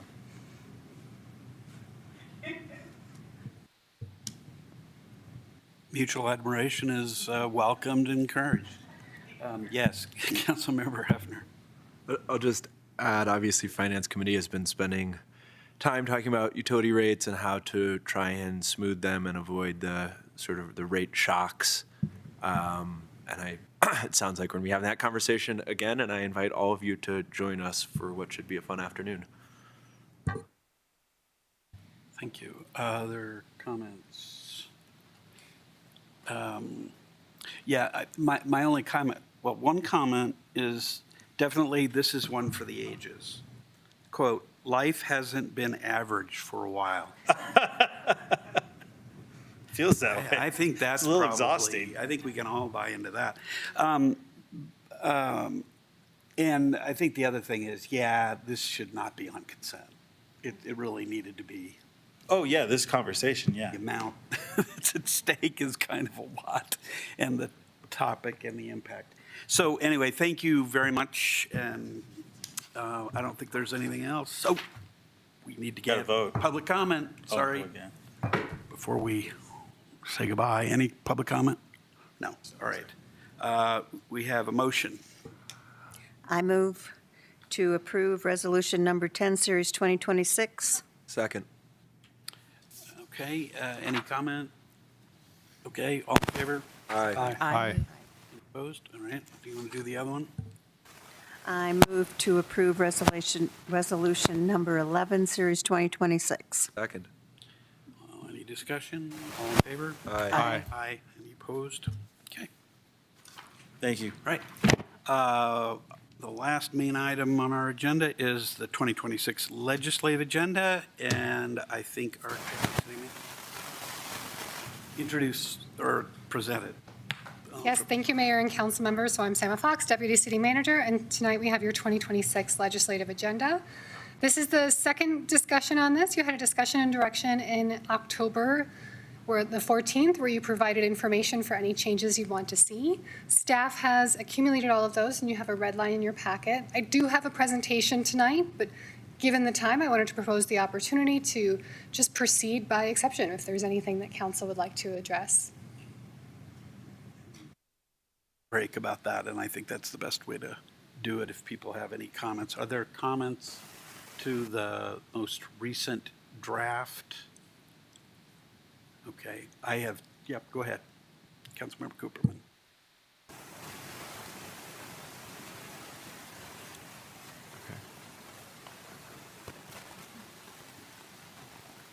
Sorry. In the, I guess, I think this is in order. In recovery and resiliency section, right, we changed the introduction to be about all hazards mostly. I'm fine with that. I think it would be nice to have a clause or something that says something about climate change exacerbating hazards or disasters, maybe at the end of that final sentence. And that's up to council. Sorry. That's up to council. If you'd like that, I'm happy to add that. Do you have some language that you want to propose, Joe?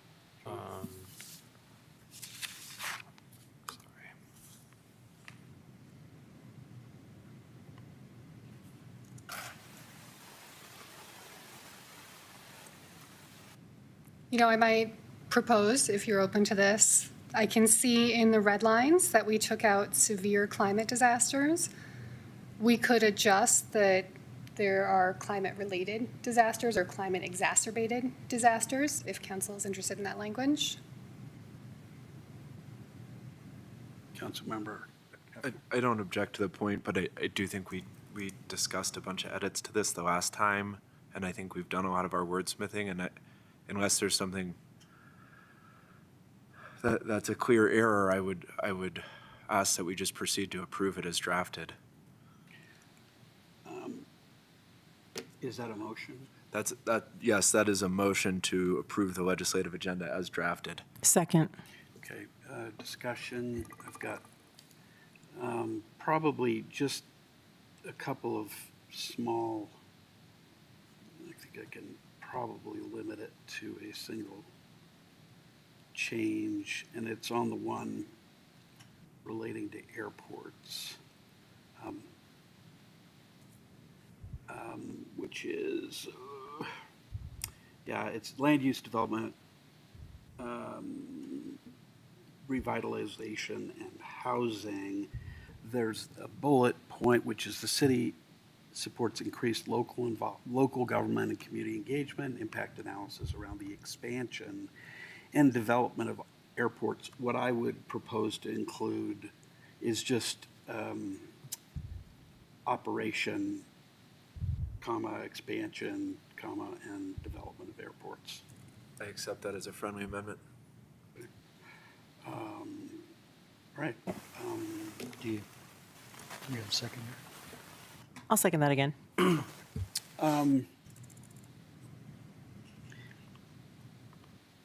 There was one other just wordsmithing, just a word to come out. I'm going to leave it. All right, let's take a vote. All in favor? Aye. Aye. Aye. Aye. Any Nay. opposed? Okay.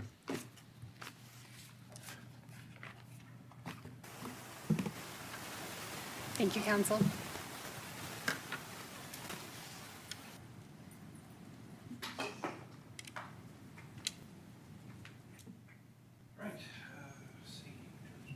Thank you, Mayor. I have no report.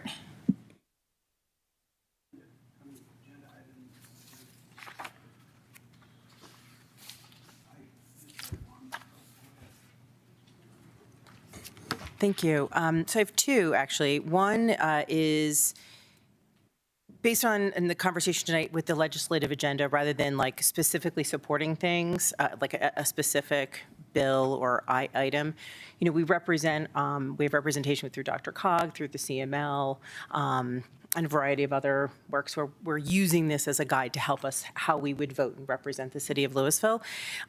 There is a House bill that was, one of the sponsors of the bill was our very own Kyle Brown. So it's House Bill 25-1182, and it's around mitigation and how that is associated with reducing insurance costs for homeowners community-wide. And I wanted to see if we could put it on, if there was enough interest to put this on a future one. I'm not huge on doing like specific support for every little House bill that comes along. This is very specifically targeted to and relating to assisting reduce the insurance costs for Louisville residents because of the high risk in wildfire. And mitigation efforts that's what this bill is addressing, is that mitigation efforts community-wide help those community members reduce the insurance costs. And so I wanted to see if that was something that we could discuss at a future meeting and maybe put our support behind via an ordinance. And the second item, and I don't know if Mayor, if you were going to bring this up, I won't, an emergency ordinance. So, and then my other suggestion is, we brought this up at our last meeting before the holiday break, having an emergency ordinance to stay just temporarily until we can have a greater discussion, but to stay the planting of junipers citywide, and also to stay the planting of anything within a 5-foot defensible perimeter. It could be citywide, but specifically in any of the rebuild areas, just to stay. Just until the determinations can be made. I believe Director Zucchero really has a lot of comments and consideration for us to take into account before we specifically make a determination on defensible space. So it's just an emergency ordinance with a stay on both of those until we make that decision. I might clarify, and if people are, it's really a clarification of what you've proposed to talk about in a future agenda item. We did talk about an emergency ordinance specifically on junipers before. There's activity already going on in fire-related areas, and junipers have been a part of the diet for reasons that I'll never understand. I don't think that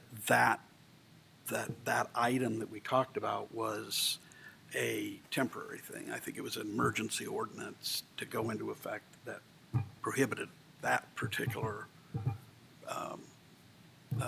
item from being planted regardless. Is that, yes, Councilmember? That is my recollection as well. I'd maybe like to hear from staff, and then I have a comment on the first item as well, on the juniper thing. Okay. Yeah, why don't we take the comment from, That was the first thing, I think, wasn't it, or not? No, the first thing was House Bill 251182. That's right, yeah. But, yeah, the juniper, but to the point, it was the comments that we were making last time were not just around the junipers, but the emergency stay of the plantings within a 5-foot perimeter of any new construction that was going on, specifically in the rebuild area. That was part of the, Rob actually asked for clarification, and I did give it at the last meeting. It was not just the junipers, it is the perimeter having no plantings in that. Yes. I just want to hop in here with a reminder that substantive discussion of this item is not on the agenda for this evening. My question for the city manager is just where is it in the queue? So as we talked about yesterday, Rob had a schedule to bring forward an ordinance.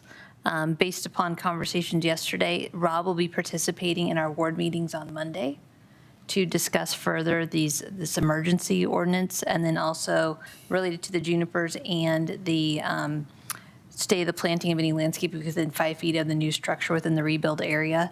And so based upon the conversations next Monday with all of you, that we'll then have a follow-up conversation with Kathleen, because there are some issues in terms of a moratorium and how that can be applied. And so that's getting into more legal detail. And so there'd be some challenges to being able to do that. So that's why we want to have the conversations with you on Monday, and that will help determine the direction that we're going with those 2 specific items. Thank you. That's satisfactory to me on the juniper issue. On the House bill, I would second your motion with the slight amendment that we consider support by resolution, not by ordinance. I missed that. The House bill? The House Bill 251182 by a resolution. Yeah, I have a comment about that, if we can. I don't think we need to entertain that discussion here. I think it's implied from the legislative agenda. And I think, if we want to do a resolution, if that's what's being called on, that's great, right? But I'm concerned about taking up time in council meetings on individual pieces of legislation, because I think we can get, this is an important piece, by the way. It's really important. But I understood the proposal to be a presumably very short resolution expressing support. Is that what you're, okay. All right, so that's something can easily be done. If everyone likes the idea. Yeah, and it might be something that could be put on the consent agenda. Good. And anytime we are interested in something like that, I think bring it up to do it that way. Now my heart rate's come down. All right, anything else? All right, do we have a motion? I move to adjourn. Second. All in favor? Aye. Okay. Any opposed?